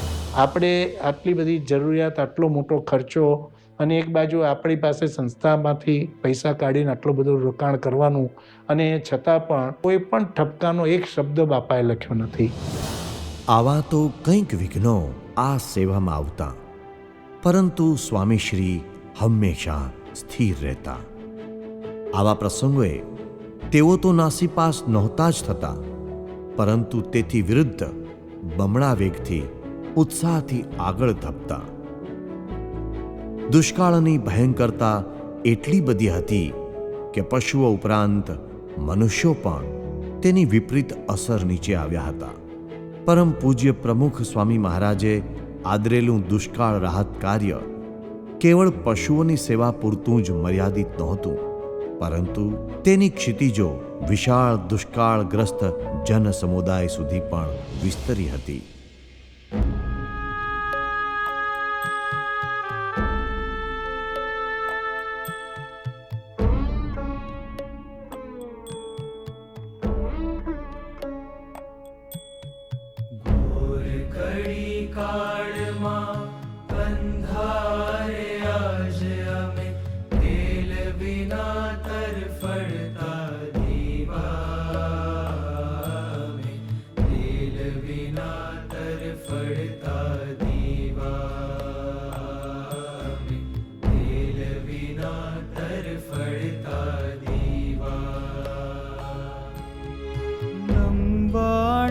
चार चार कोरा दुकाळ आभ खालीने वरसे अंगारा. आभ खालीने वरसे अंगारा. રહ્યા સહ્યા ઝાડવા ફૂટા થઈ આજ જાણે ઊભા મસાણિયા અંધારા. જાણે ઊભા મસાણિયા અંધારા. કંઈક જીવ દેશાંતર કરી ગયા કોક, હવે કંઈક જીવ દેશાંતર કરી ગયા કોક. હવે મરતા જીવે છે મર જીવા. સંત કરુણા રેલી તો અમે જીવ્યા. સંત કરુણા રેલી તો અમે જીવ્યા. સંત કરુણા રેલી તો અમે જીવ્યા. 1987ની અંદર જામનગર કલેક્ટર તરીકે મારું પોસ્ટિંગ થયેલું. જ્યારે મેં ચાર્જ લીધો ત્યારે જોયું કેટલાય લોકો કલેક્ટર કચેરીમાં આવીને સવારથી બેસી જતા. એને અનાજની જરૂર છે, ખાવા કાંઈ છે નહીં, વસ્ત્રો નથી, અને કોઈ પરિસ્થિતિમાંથી કેવી રીતે ઉગરવું એની પાસે રસ્તો નથી. આ બધું જ્યારે મેં જોયું ત્યારે મને થયું કે આ કોઈ નાની સૂની વાત નથી. ત્યારે મને પોતાને જ એક એવી ગભરામણ થઈ કે આ બધાને પહોંચી કેવી રીતે વળવું. ત્યારે પ્રમુખ સ્વામી મહારાજ મેં સંપર્ક કર્યો. એ લોકોની ઉદાર ભાવના, લોકોને કોઈ પણ ધર્મના બંધન વગર મદદ કરવાની ઈચ્છા, આ બધું જોઈ મેં એમનો સંપર્ક કર્યો. પ્રમુખ સ્વામી સાથે મેં વાત કરી. મેં કીધું કોઈ આ એક વ્યક્તિનું કામ નથી, માટે આપની મદદની અમારે જરૂર પડી છે.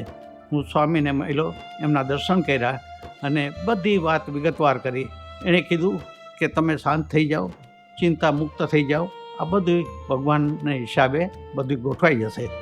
પ્રમુખ સ્વામીએ 5-6 સંતોને તાત્કાલિક બોલાવ્યા અને એકદમ સૂચનાઓ આપવા માંડી. મને તો આવું સપને ખ્યાલ નહોતો કે આવું બની શકે. જે મેનેજમેન્ટ સ્કિલ કહેવાય અમારામાં, એથી વધારે મેનેજમેન્ટ સ્કિલ જાણે કે અહીંયા ઉપયોગ થતો હોય એવું આખું ગોઠવાયું. હું પાછો જામનગર પરત થયો. મેં બીજે દિવસે સાંભળ્યું કે સંતો 650 ગામડાઓને વેચીને જામનગર જિલ્લાના સર્વે કરવાની શરૂઆત કરી છે. 4 થી 5 દિવસની અંદર સંતોએ ક્યાં લોકોને અનાજની જરૂર છે, ક્યાં કાપડની જરૂર છે, ક્યાં વસ્ત્રોની જરૂર છે, ક્યાં ઘાસની જરૂર છે, એ બધાનો સર્વે કર્યો. જુદા જુદા સંતોને આ કાર્ય સોંપી દીધેલું હતું અને સરસ રીતે આ કામ ચાલુ થયું. જામનગર જિલ્લાના જે અસરગ્રસ્ત 650 ગામો હતા, એમાંથી કેટલાય ગામોની સ્વામીએ પોતે જાતે મુલાકાત લીધી. આમ પરમ પૂજ્ય પ્રમુખ સ્વામી મહારાજે જામનગર તેમજ ગુજરાતના તમામ અસરગ્રસ્ત જિલ્લાઓનું સર્વેક્ષણ કરાવ્યું અને દુષ્કાળગ્રસ્ત લોકોને રાહત આપવાનું એક વિરાટ અભિયાન ઉપાડ્યું. છાશ વિતરણ, અનાજ વિતરણ, સુખડી વિતરણ, વસ્ત્ર વિતરણ, રાહત રસોડાઓ અને શિક્ષણ સહાય. પરમ પૂજ્ય પ્રમુખ સ્વામી મહારાજનો કરુણા પ્રવાહ આવી અનેકવિધ ધારાઓ રૂપે વહેવા લાગ્યો. એટલે દુષ્કાળમાં જે દૂધ નથી એટલે કોઈને છાશ પણ મળે એમ નથી. દૂધ તો ક્યાંથી મળે, પણ છાશ પણ મળે એમ નથી. ઘીની તો વાત જ નહીં. પણ આ રીતે છાશ જો આપણે આપીશું ને તો એ પણ લોકોને બહુ જ મોટો લાભ થશે. ઘી આપ્યા બરોબર થશે. કારણ કે માણસને છાશ એ પણ એક બહુ મહત્વની વસ્તુ છે અને એટલા માટે એ પણ એક આયોજન કર્યું. પણ સંતોએ એમાં પણ ઇન્વોલ્વ જરા થવું પડશે, એમાં પણ થોડા પ્રયત્ન કરવા પડશે. અને એટલું કરીને આપણે આપીએ એટલે આપણે જે જ્યાં આપણા યુવકો હોય કે પ્રમાણિક માણસો કે ગામની અંદર બરોબર થાય, જે લોકો રાહત કાર્ય ચાલતા હોય ત્યાં પણ આપણા માણસો એને દરરોજ આપ્યા કરે, એવી વ્યવસ્થા સુંદર રીતે કરવાની છે. એમાં સંતો એ ટ્રકમાં દૂધનો પાવડર મારે ઘરે મોકલતા અને એ પાવડરને હું દરેક ગામમાં આશરે 100 જેટલા ગામમાં જામનગરના 80 કિલોમીટર દૂર સુધીના ગામોમાં મારે છાશનો પાવડર મોકલવાનો. જ્યાં બસ ન જતી હોય ત્યાં હું મારી મોટરસાઇકલમાં અને દરેક ગામમાં એ પાવડર પહોંચાડતો. સ્વામી બાપાએ ખાસ રાત્રે 12 વાગે પણ મને ફોન કરીને જણાવેલું છે કે સાહેબ તમે જરા જોજો કે નાના ગામ છે, અંતરિયાળ ગામ છે, ત્યાં આ વ્યવસ્થા પહોંચે છે કે નહીં. તો એના માટે અમે બરડા ડુંગરના નાના નેસ્ટ છે કે જ્યાં જવું બહુ કઠણ હોય તો ત્યાં પણ અમે મોટરસાઇકલ ડુંગરથી નીચે રાખી અને ચાલી અને સંતો સાથે ગયેલા છીએ. આ પહેલાં ત્યાં છાશની કોઈ વ્યવસ્થા નહોતી ગામમાં, એટલે માણસોને રોટલા સાથે છાશ ખાવાની એટલી બધી મજા પડતી કે એ લોકો એકદમ ઇંતજારીથી અને એકદમ ભગવાન આવે એવી રાહ જોઈને બેઠા હોય. અને અમે ઘણીવાર કીધું કે સ્વામી બાપા હવે 70,000 સુધી તો અમે પહોંચ્યા છીએ. તો બાપાએ એ વખતે પણ અમને કીધું કે હજી વધારો, હજી છાશ કેન્દ્રોની સંખ્યા વધારો. એમાં માણસો જેટલા લે છે એના કરતાં પણ તમે ઘરે જઈને પૂછો કે ભાઈ તમારે છાશ જોઈએ છે તો એ ટાર્ગેટ તમે 70,000ની ભલે લાખનો થઈ જાય તો પણ વાંધો નથી, લાખથી ઉપર થાય તો પણ વાંધો નથી. તમને જે કંઈ પાવડરની જરૂર છે એ અમે ગમે તેમ કરીને પહોંચાડશું, પણ તમે એ કોઈ ચિંતા ન કરશો.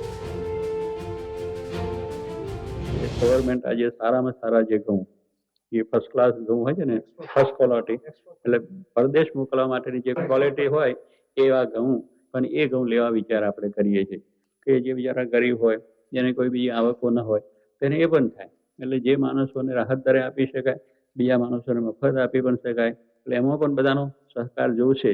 એટલે આખા સૌરાષ્ટ્રની અંદર હજારો સેન્ટરો આપણે ખોલેલા, લાખો રૂપિયાનો ખર્ચો કરીને ગરીબ માણસોને સ્વામીએ નભાવી લીધા છે. પશુને તો નભાવે પણ એના માલિકોને પણ બાપાએ નભાવી લીધા હતા. તો એને ખબર ના પડે કાર્યકર દ્વારા ક્યાંય 100 કિલો, ક્યાંય 200 કિલો, ક્યાંય 250 કિલો જેવું કુટુંબ હોય એ એમને ઘેરે જઈને આપી આવજો, એવું પણ સ્વામીએ જે સંતો આમાં જોડાયેલા હતા એને પણ વાત કરેલી.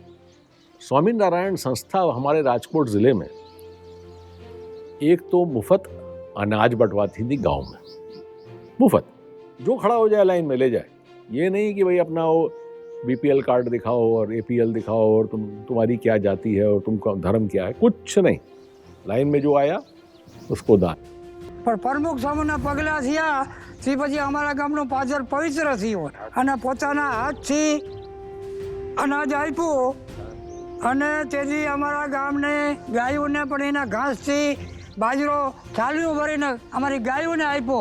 એટલે અમને ખાતર બિયારણ અમને અહીંયા ઘરે આવી અને ભાડા સોદાને આવીને અહીંયા ઘરે આવીને દઈ ગયા. અમે એ દુષ્કાળ આખે આખો ઉતર્યા સમજ્યા. આવી પ્રમુખ સ્વામીએ આટલી દયા આટલું મદદ કરી પણ આવો સંત તો કોક જવલને ક્યાંક પાકે, બાકી તો આવો સંત હોય નહીં. લોકોએ એમ કીધું કે આવું તો અમે કોઈ વાત જોયું નહોતું અને વિચાર્યું નહોતું. હું પણ હાજર હતો. મેં પણ ત્યારે સ્વામીના હાજરીમાં જ આ વાત કરી કે સ્વામી આ જે મદદ છે લોકોને આપે ઉગાડી લીધા છે, આ 3 વર્ષના દુકાળમાંથી બચાવી લીધા છે. નહીંતર ખબર નથી કે આ અઠવાડિયા 15 દિવસ પછી આ ગામની શું હાલત થાત. उसके बाद एक बड़ी अच्छी चीज़ थी जो गुजराती होती है, यहाँ तो शायद उसका नाम वो नहीं है, उसे सुखड़ी कहते हैं. तो सुखड़ी स्वामी नारायण संस्था ने बांटना शुरू किया और गांव में जाके ये लोग हर इंसान को सुखड़ी दें. और सुखड़ी क्या है आप जानते हैं, बड़ी पौष्टिक चीज़. तो लोगों को वो देना शुरू किया मुफ्त. बड़ी राहत हुई भाई. પૌષ્ટિક ખોરાક સારામાં સારો બને એવી સુખડી, હજારો મણ સુખડી બાપાએ આપણને આજ્ઞા કરી હતી. ભલે ખર્ચો ગમે એટલો થાય પણ બધાને આપણે નભાવવા છે. અને સુખડી પણ ચોખ્ખા ઘીની. પછી આટલી બધી સુખડી ક્યાં બનાવી, શું કરવું, એ સ્વામીએ મને ઘનશ્યામ સ્વામીને હોપેલું. कभी संस्था ने हमसे ये नहीं कहा कि साहब हमको बंद करना पड़ेगा या हमें बड़ी तकलीफ हो रही है, या जितने स्वामी बेचारे सेवा दे रहे थे. मैं तो खुद गया हूँ, तो वहाँ मुझे उन्होंने मादापुर गांव था शायद, जहाँ तक मुझे याद आ रहा है, राजकोट अहमदाबाद के हाईवे पे. मैं वहाँ गया था, वहाँ स्वामी थे और मैंने वहाँ पहली बार प्रत्यक्ष देखा. अभी तक तो सुनी हुई बात थी, सुखड़ी और अनाज और ये सब वहाँ बांटा जा रहा था. फिर अब हमारे अधिकारियों से तो बातचीत होती थी, मुलाकात होती थी. तब पता चला कि संस्था जो है ये तो पूरे गुजरात में ऐसा ही कर रही है, और बल्कि हमारे सौराष्ट्र के ज़िले जिनका बहुत ही बुरा हाल था, जामनगर है, आसपास के और ज़िले, सुरेंद्रनगर है, जो बिल्कुल सूखे से पीड़ित थे, उन सब के अंदर भी यही काम हो रहा था. मैं कहता हूँ कि मेरा तजुर्बा आज तक इस टाइप का हुआ नहीं. इस प्रकार का तजुर्बा हमने कभी देखा नहीं, और कभी इनके चेहरे पे मुस्कान ना रही हो. बीच बीच में प्रमुख स्वामी के दर्शन हमारे होते थे, क्योंकि उसके बाद हमको भी लगा कि भाई ये वास्तव में जाने जैसी जगह है. भगवान तो देखिए हर जगह मिल जाते हैं, वो जाने की जगह थी. આ સિવાય અનેક ગામોમાં અમે સંતોની સૂચનાથી રાહત રસોડા પણ શરૂ કરેલા હતા. આ રાહત રસોડામાં ગરીબથી માંડીને તવંગર માણસો જમી શકે એવી વ્યવસ્થા હતી. એટલે એમાં કોઈ પણ જ્ઞાતિના ભેદભાવ વગર આપણે આ રાહત રસોડા પણ શરૂ કર્યા હતા. આપણે જાણીએ છીએ કે કેટલ કેમ્પ શરૂ કર્યા, ખેડૂતો પણ બધું કર્યું, પણ શિક્ષણને માટે પણ સ્વામી બાપાએ ખાસ ભાર મૂક્યો કે છોકરાઓ ભણ્યા વગરને ન રહે. એક વખત ભણવાનું બંધ કર્યું ને પછી ચાલુ કરવું બાપા કે બહુ મુશ્કેલ પડે, એનું રૂટીન ન રહે. આ પણ સ્વામીને ખ્યાલ. પછી તો બાપાએ કહ્યું કે આપણે કોઈ જાતિ કે કોઈ જોવાનું નહીં, પણ બધાને મદદ કરવા નીકળી પડો. અને એ લોકોને યુનિફોર્મ આપણે સીવડાવી આપો, એ લોકોની પેન પેન્સિલ નોટબુક બધું કે આપણે કરી આપવાનું, અને બધે તમે ફરી વળો. ગુરુકુળમાં જૂન મહિનામાં સત્ર શરૂ થાય, મે મહિનાથી બધા ફી ભરવા આવે, એટલે આપણે તો સામાન્ય રૂટીનમાં બધાની ફી લીધી. જ્યારે બાપાએ મને બોલાવ્યો અને ફી પરત કરવાનું કહ્યું, એટલે હું એકદમ વિચારમાં પડી ગયો. મેં કહ્યું બાપા આ તો બહુ મોટી રકમ થાય, આટલું બધું ગુરુકુળમાં આપણે કેમ પાછો તો બાપા ભાવમાં કે તમે શું કેમ ચિંતા કરો છો, કોઠારી સ્વામીને હું કહી દઈશ, એ તમને બધી રીતે મદદ કરશે. આ તો પાછી આપો, પણ આવતી સાલની પણ ફી માફી કરી દેવાની છે. કારણ કે જે આવતી સાલ જે વરસ થાય અને તરત કાંઈ બધું આવી જાય એવું નથી. એટલે સ્વામીએ અમને સંતોને આજ્ઞા કરી દીધી. ઘણી જગ્યાએ સંતો ગયા, ઘણી જગ્યાએ શિક્ષકોને, પંડ્યા સાહેબને દરેકના એડ્રેસ સરનામા લઈને એની ફી પાછી આપી દીધી. એ વખતે આવી પરિસ્થિતિ 87-88ની થઈ એટલે બધા પાસે પૈસાની પણ ખૂબ તંગી હતી. ખાવાનું નહોતું તો પછી કપડાં માટે નવા ખરીદવા કે લેવા એ પરિસ્થિતિ જ એટલી બધી કરુણ હતી. એ વખતે બાપાએ પણ આ વિચાર કરેલો કે એની પાસે અત્યારે પૈસા નથી તો કેવી રીતે કપડાં ખરીદે. એમાં 200 ટન કપડાં બાપાએ મોકલાવ્યા. હવે એની અંદર જે મહિલાના કપડાં હતા એ અહીંયા જે પહેરી શકે એવા નહોતા, પુરુષોના પણ હતા, બાળકોના પણ હતા. એટલે બાપાને મેં જણાવ્યું કે ભાઈ આવું છે. તો પછી બાપાએ પત્ર દ્વારા જણાવ્યું કે આપણે નવી સાડીઓ લઈને આપણે આ ગરીબોને બધાને આપવી છે. એટલે પછી આપણે પ્રયત્ન કર્યો તો એક બે વેપારી હતા એમને આમનામ તાકા એટલે સાડીઓ કે અને કટિંગ કરીને સફેદ હતી તો એનું આપણે આપી દઈએ. અત્યારે તો આવું છે ગરીબ માણસોને તો કંઈ અત્યારે આવા સમયમાં પહેરવામાં કંઈ વાંધો નથી.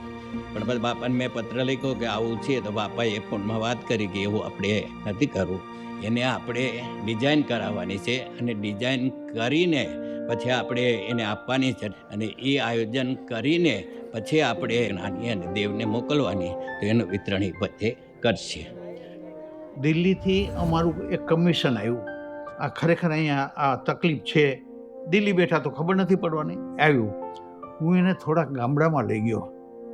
ત્યારે લોકોએ વસ્ત્રો જે પહેર્યા હતા ને એ એણે મને કીધું કે આ તો કાંઈ ગરીબ લાગતા નથી અમને, આ તો નવા કપડાં છે બધાય. પછી મેં એને કીધું કે એને પૂછો કે કેટલા રૂપિયામાં ખરીદા. આ સહેલો રસ્તો છે, એ ગરીબ છે કે સાવકાર છે જો. તો એ કે અમે તો હિન્દી, મેં કીધું હિન્દી સમજ્યા બધાય. એણે એક જણે પૂછ્યું કે આપને તો બહુ અચ્છા પહેના, કિતને રૂપિયા કે लिया? तो कि नहीं, प्रमुख स्वामी ने भेजा है. तो बोला कि प्रमुख स्वामी कोण है? મેં કીધું આ બધું જે ચાલી રહ્યું છે ને એ એમના સાથે હવે તમે મારી જોડે હાલો. એને છાસ કેન્દ્ર ઉપર લઈ ગયો આ પ્રમુખ સ્વામીનું. આ સુખડી વેચે, એમાં વિટામિનથી ભરપૂર છે, આમાં ચોખ્ખું ઘી છે, ગોળ છે, પ્રોટીન્સ છે પ્રમુખ સ્વામીનું. પછી મને કહે કે આટલું બધું પ્રમુખ સ્વામી? મેં કીધું અત્યારે એ શાહીબાગમાં છે નહીં તો હું તમને દર્શન કરાવત.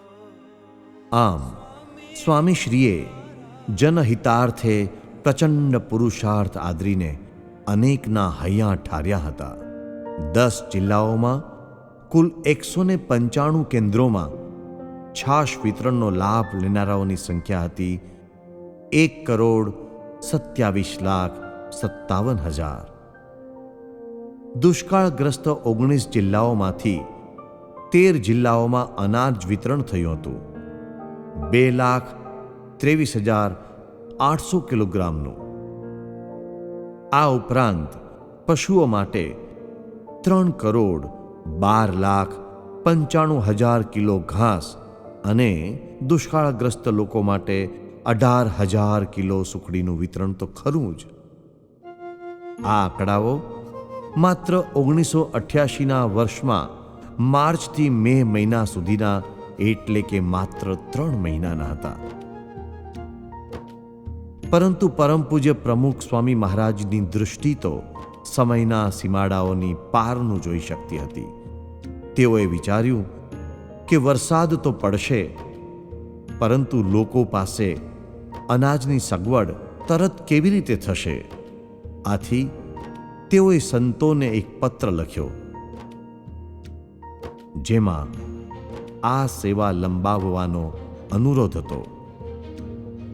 સ્વામીશ્રીએ લખ્યું, અનાજ વિતરણ થાય તો વાંધો નથી, ખર્ચ વધે તો પણ વાંધો નથી. મહારાજ સ્વામી પૂરું કરે છે ને કરશે. આપ સર્વેને ભીડો પડે છે, પણ આ દુષ્કાળ એવો છે એટલે જરા મહેનત વધુ કરવી પડે છે. મહારાજ આપને બળ આપે એ આશીર્વાદ. આમ તેઓએ આગામી 3 મહિના સુધી રાહત કાર્યનો દોર લંબાવ્યો. આ સિવાય પારકું કે પોતાનું જોયા વિના અન્ય સંસ્થાઓને પણ લાખો રૂપિયાની સહાય કરવામાં તેઓએ કોઈ કસર રાખી ન હતી. ચંદનની જેમ તેઓએ પોતે ઘસાઈને બીજાને શાતા અર્પી હતી. આવી તો નાની મોટી અનેક સંસ્થાઓને મદદનો હાથ લંબાવીને તેઓએ માનવ કલ્યાણનો એક આદર્શ સ્થાપી દીધો. બાપા બહુ દિલથી આપતા હતા એકદમ. સ્વામી કે અહીંયા ખાસ કરીને પેલી પાંજરાપોળ હોય ને, બોટાદની પાંજરાપોળ ને બધે ગઢડાની પાંજરાપોળ, તો સ્વામી ઘાસ ત્યાં મોકલી દેતા. બાપાની આખી રીત જુદી હતી. સ્વામી રીત જગત છે ન્યારી. એ છે ને કોઈ સમાજનો પ્રશ્ન પોતાનો સમજતા અને બધી જે કોઈ સંસ્થા સારું કાર્ય કરે એટલે એને પોતાની માનતા અને એને મદદ કરવામાં એને જરાય સંકોચ ના થાય. સ્વામી દિલથી અને કોઈ માગે તો આપી દેતા છે. પરમ પૂજ્ય પ્રમુખ સ્વામી મહારાજના સ્વપ્નને સાકાર કરવા તેઓના હાથ પગ સમાન હતા તેઓના લાડીલા સંતો, જેઓની સેવા અનેકને માટે પ્રેરણા અને પ્રોત્સાહનનું સાધન બની રહેતું, જેની નોંધ લંડનથી પ્રકાશિત થતા સ્પાન નામના મેગેઝિન અને અન્ય અનેક સમાચાર પત્રોએ પણ લીધી હતી. મેં જોયું કે સંતો સવારથી આ વિતરણ કેન્દ્રો પર આવી જાય, બધી કાર્યવાહી સંભાળી લઈએ, સાંજ પડે ત્યારે રાત્રે જામનગર, કોઈ જોડિયા, કોઈ ભાદરા, આ બધી જગ્યાએ જઈ સવારે પાછા આવી જાય એ જ ગામે, એ જ કામગીરી. ત્યારે મને એમ પૂછવાનું એક સંતને મન થયું કે થાક લાગતો નથી, કંટાળો આવતો નથી, દરરોજ આ એકને એક કામ અને ખબર નથી આ કેટલો સમય ચાલશે. ત્યારે હસતા હસતા સંતોએ કીધું કે પ્રમુખ સ્વામીની આજ્ઞાઓ હોય ત્યારે શક્તિ અમારામાં આપોઆપ જાગે છે. અમને કોઈ થાક, કંટાળો કે કોઈ ભાવ એવો પેદા થતો નથી કે અમે આ કામ ન કરીએ. પરમ પૂજ્ય પ્રમુખ સ્વામી મહારાજનું પ્રત્યેક કાર્ય આધ્યાત્મિકતાના પાયા ઉપર ઉભેલું હતું, ભગવાનને પ્રસન્ન કરવા માટે જ હતું. આથી જ તેઓ ક્યારેય પણ કોઈના પણ સવળા કે અવળા અભિપ્રાયોથી વિચલિત થતા ન હતા. સવારના સંતો નીકળે આપવા માટે એ જુદા જુદા ગામોની અંદર આખો દિવસ ફરીને સાંજે આવે. આખો દિવસ એક એક ગામની અંદર જઈને દરેક વ્યક્તિને આ સુખડી વિતરણ, છાશ વિતરણ બધું કરતા. અમુક ગામોની અંદર આપણે વસ્ત્ર વિતરણ પણ કરતા. આ બધા ગામડાઓની અંદર વિચરણ કરવાનું જ થતું. તડકો પણ સખત, ગરમીના બધા દિવસો હતા. આવી પરિસ્થિતિની અંદર જ્યારે ગામડાઓમાં આપવા માટે જઈએ ત્યારે ઘણીવાર એવા પણ અનુભવ થતા કે આપણે તો આપીએ, એ લોકોને રાહત થાય એના માટે આપણે મદદ કરતા હતા. સંસ્થા એની પાછળ ઘણો બધો ખર્ચો કરીને ગામો ગામ આવી રીતે વિતરણ કરતા હતા. અમુક લોકો સંસ્થા પાસેથી મદદ લઈને પણ BAPS સંસ્થા માટે સંતો, સ્વયંસેવકો અને સ્વામીશ્રી વિશે પણ ન શોભે તેવા શબ્દો બોલતા. હવે આમ આખો દિવસ મહેનત કરવાની, કોઈ પણ પ્રકારના સ્વાર્થ વિના આપણે બધાને સેવા કરતા હતા. અને પછી પણ જ્યારે આવા શબ્દો સાંભળવા મળે ત્યારે અંતરમાં બહુ દુઃખ થતું. એટલે સ્વામીને પત્ર લખીને જણાવ્યું કે સ્વામી, આવી પરિસ્થિતિ છે, આટલી મહેનત કરીએ છીએ, આપણે આટલો ખર્ચો કરીએ છીએ ને એની સામે જ્યારે આવું બોલે ત્યારે એમ લાગે કે આ સેવા કરવા જેવી નથી. આ પત્ર જ્યારે બાપાને મળ્યો ત્યારે સ્વામીએ એનો જવાબ લખ્યો. પરમ પૂજ્ય સ્વામીશ્રીએ લખ્યું કે આપણે કોઈ એવો વિચાર ન કરવો. આપણે જે સેવા કરીએ છીએ એ લોકોને રાજી કરવા માટે નથી કરતા. સ્વામી કે આપણે ક્યાં લોકો વખાણે એટલા માટે સેવા કરીએ છીએ, આપણે તો ભગવાનને રાજી કરવા માટે સેવા કરીએ છીએ. માટે એ વખાણે કે ન વખાણે, પણ ભગવાન આપણી સેવાની નોંધ લે છે. માટે આપણને જે સેવા મળી છે એ સેવા છોડવી નહીં અને મહિમાથી નિસ્વાર્થ ભાવે સેવા કર્યા કરવી. स्वामी सुखकार जय हो संत परम हितकारी जय हो. સંતો વિશે ઘણું વાંચ્યું છે, જુદા જુદા ધર્મના સંતો વિશે મેં વાંચ્યું છે, પણ સાચા સંતો કોણ હોય, કેવા હોય, એનો અનુભવ તો મેં પહેલવેલા જોયો. પ્રમુખ સ્વામીનું આ જે કાર્ય જોયું, લોકોને આટલા બધા ઉપયોગી કામ કરે, દિલથી દોડીને કામ કરે અને કોઈ પણ કંટાળ વગર પ્રેમથી હસી ખુશીને કામ કરે. આટલી બધી મુશ્કેલીઓ હોય, આખો દિવસ ધૂળ ઉડતી હોય, ગામડામાં તડકો હોય, પોતે ન ખાધું હોય અને બીજાને ખવડાવતા હોય અને છતાં પણ એ કાયમ હસતા રહેતા હોય. મેં સંતને પહેલી વાર જ જોયા અને અનુભવ્યા કે સંત कौन અને કેવા હોય. विचार करने के योग्य जो हम लोगों को भी उस समय लगता था कि आश्चर्य की बात है कि 200 किलोमीटर एक साइड में और 300 किलोमीटर दूसरे साइड में स्वामियों को जाना पड़ता हो अपना चारा वितरण करने, सुखड़ी वितरण करने या वो अनाज वितरण करने. इससे बड़ी बात मैं नहीं मान सकता कि कोई हो सकती है. और ये रोज की बात है, प्रतिदिन. ये नहीं था कि ये एक बार किया और उसके बाद फोटो वोटो खिंचवाई और रवाना हो गए. ना जी. और ये प्रमुख स्वामी का जो हमको सपोर्ट मिला था उस समय, जो उनका आशीर्वाद हम लोगों के साथ था, मैं तो आज भी उसको याद रखता हूँ. पर जिस तरह की सेवा और गांव-गांव पर जो उन्होंने प्रतिभाव दिया ऐसे समाज सेवा के काम के लिए, वो ऐसी चीज़ है कि वो मैं कभी भूल नहीं सकता. क्योंकि 32 साल बाद भी मुझे ये सब चीज़ें अभी तक याद है. રાહત કાર્યમાં આર્થિક રીતે પહોંચી વળવું એ પણ સંસ્થા માટે એક બહુ જ મોટી સમસ્યા હતી. પરંતુ પરમ પૂજ્ય પ્રમુખ સ્વામી મહારાજની કરુણા ગંગા કોઈ અડચણોથી રોકાય તેમ નહોતી. તેઓએ માનવ ઉદ્ધારના આ વિશાળ યજ્ઞમાં આહુતિ આપવા હજારોના હૃદયમાં ચેતના પ્રગટાવી. કાર્ય ખરેખર જટિલ હતું, પણ છતાં સ્વામીશ્રીએ ઝંપલાવ્યું. કારણ એક જ હતું, તેઓને માટે લોકોનું દુઃખ અસહ્ય હતું.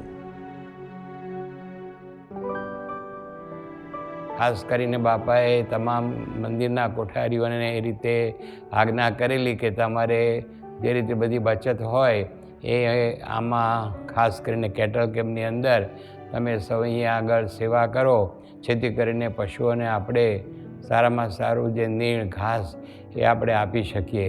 સાથે સાથે સ્વામી બાપાએ બધા હરિભક્તોને પણ અપીલ કરી અને હરિભક્તોએ પણ ખૂબ સેવા કરી.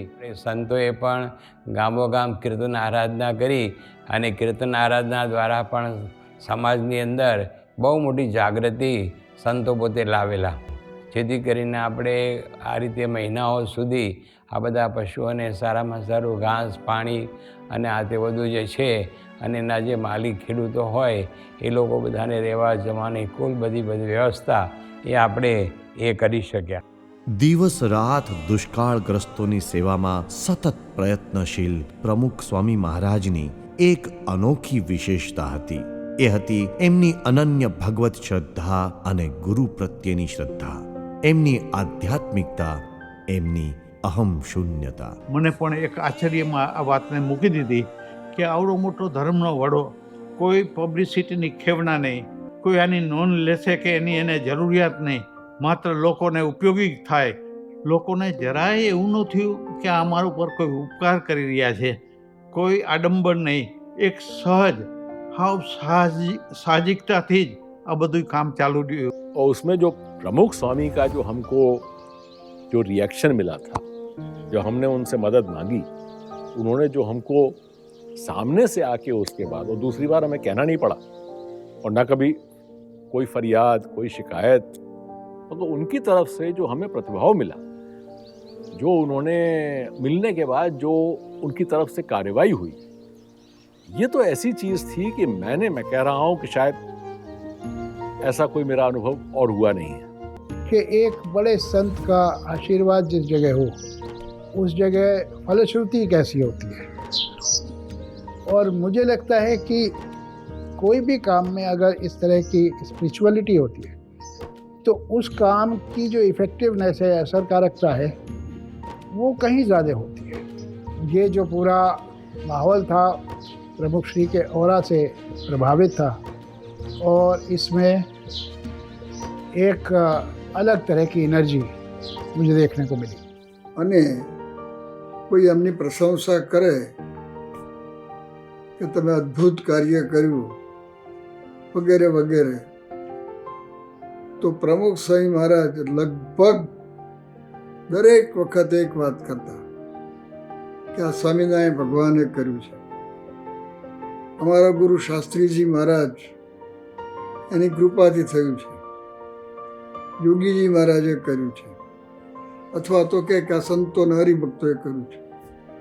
એમના જીવનમાં મેં કર્યું, મારાથી થયું એવો કોઈ શબ્દ બોલ્યા હોય એવું કોઈએ સાંભળ્યું નથી. कि स्वामीनारायण संस्था ने जिस तरह काम किया है, मैं तो कहता हूँ कि भाई एक मिसाल है, वो तो एक उदाहरण है. केम रे भूलिए स्वामी उपकार आपना, डगले ने पगले मड़ा आधार आपना, आधार आप. પહેલા તો સ્વામી કે બધાને એક એક લાઈનમાં ઓથ કરી દીધું, થોડી ઠંડીમાં રાહત કરે. પણ પશુઓની પણ બાપાએ એટલી ચિંતા કરી, ઠંડીમાં પશુને દુઃખી ન થવા દે, કે બધાને ઝૂલું, કાઠિયાવાડમાં ઝૂલ બોલે અને ગુજરાતવાળા ગોદડા કે બધાને ઓઢાડવાના, એટલે કે એ શિવડાવી દો. भटकी रहा था અમે युगो युग थी दर दर, बस एक मीठा मड़ा आवकार आपना, बस एक मीठा मड़ा आवकार आपना, आवकार आपना. ત્યાં આગળ 12/5/2000ની સાલનો આ પત્ર છે. એમાં સ્વામીશ્રીએ લખ્યું છે કે શુદ્ધ ભાવે અને પ્રામાણિકપણે સેવાભાવથી ઘાસ તથા સુખડીનું વિતરણ કરવું. એવો દુનિયાના પબ્લિક એમાં કોઈ અમલદાર જોતો નથી. તમેરે મિટાવ્યા સ્વામી સૌના દુઃખ દર્દને, ખુલ્લા જોયા છે સદા દરબાર આપના, ખુલ્લા જોયા છે સદા દરબાર આપના, દરબાર આપના. કલ્યાણ કેન્દ્રમાં આપણે આવ્યા છે તો આપણું કલ્યાણ થશે ને પશુઓનું પણ કલ્યાણ થશે, પશુઓનું પણ કલ્યાણ થાય. આ ભગવાનના દરબારમાં જે આવ્યા, ભગવાનનો સ્પર્શ થયો એ બધાને કલ્યાણ થાય. સ્વામી બાપા સાળંગપુર આવ્યા પછી એને હું મળવા ગયો કે બાપા નીણનો ખર્ચો બહુ મોટો થાય છે, તો રોજનો ₹1,00,000 ખર્ચ છે, તો બાપા મને કે કોઈ વસ્તુ મોડી નથી ખવારવાની, એ તો ગમે નાખીને કે અમે બે ગામડા વધારે ફરશું અને પૈસાનું પૂરું કરી દઈશું. તો સારામાં સારી નીણ લાવી અને પશુને હારા કરીને પાછા દેવા છે. સહીને સ્વામી સુખ દીધા મોને, क्या भवे ऋण मिटशे प्रमुख स्वामी आपना, क्या भवे ऋण मिटशे प्रमुख स्वामी आपना, प्रमुख स्वामी आपना. કે બોચાસણવાસી અક્ષર પુરુષોત્તમ મંદિર તરફથી પૂજ્ય પ્રમુખ સ્વામી મહારાજની આજ્ઞાથી અહીંયા સ્વામીઓ આજે સુખડીનું વિતરણ કરી રહ્યા છે. એક દિવસ બન્યું એવું કે અડધી રાતે સ્વામીશ્રી પલંગમાં જાગીને ધૂન કરતા હતા. તે વખતે બાપાને પૂછ્યું, બાપા શું કરો છો? તો સ્વામી કે આપણા સૌરાષ્ટ્રની અંદર વરસાદ ખેંચાયો છે, ઘણા બધા દુઃખી છે, તો એના માટે ધૂન કરું છું.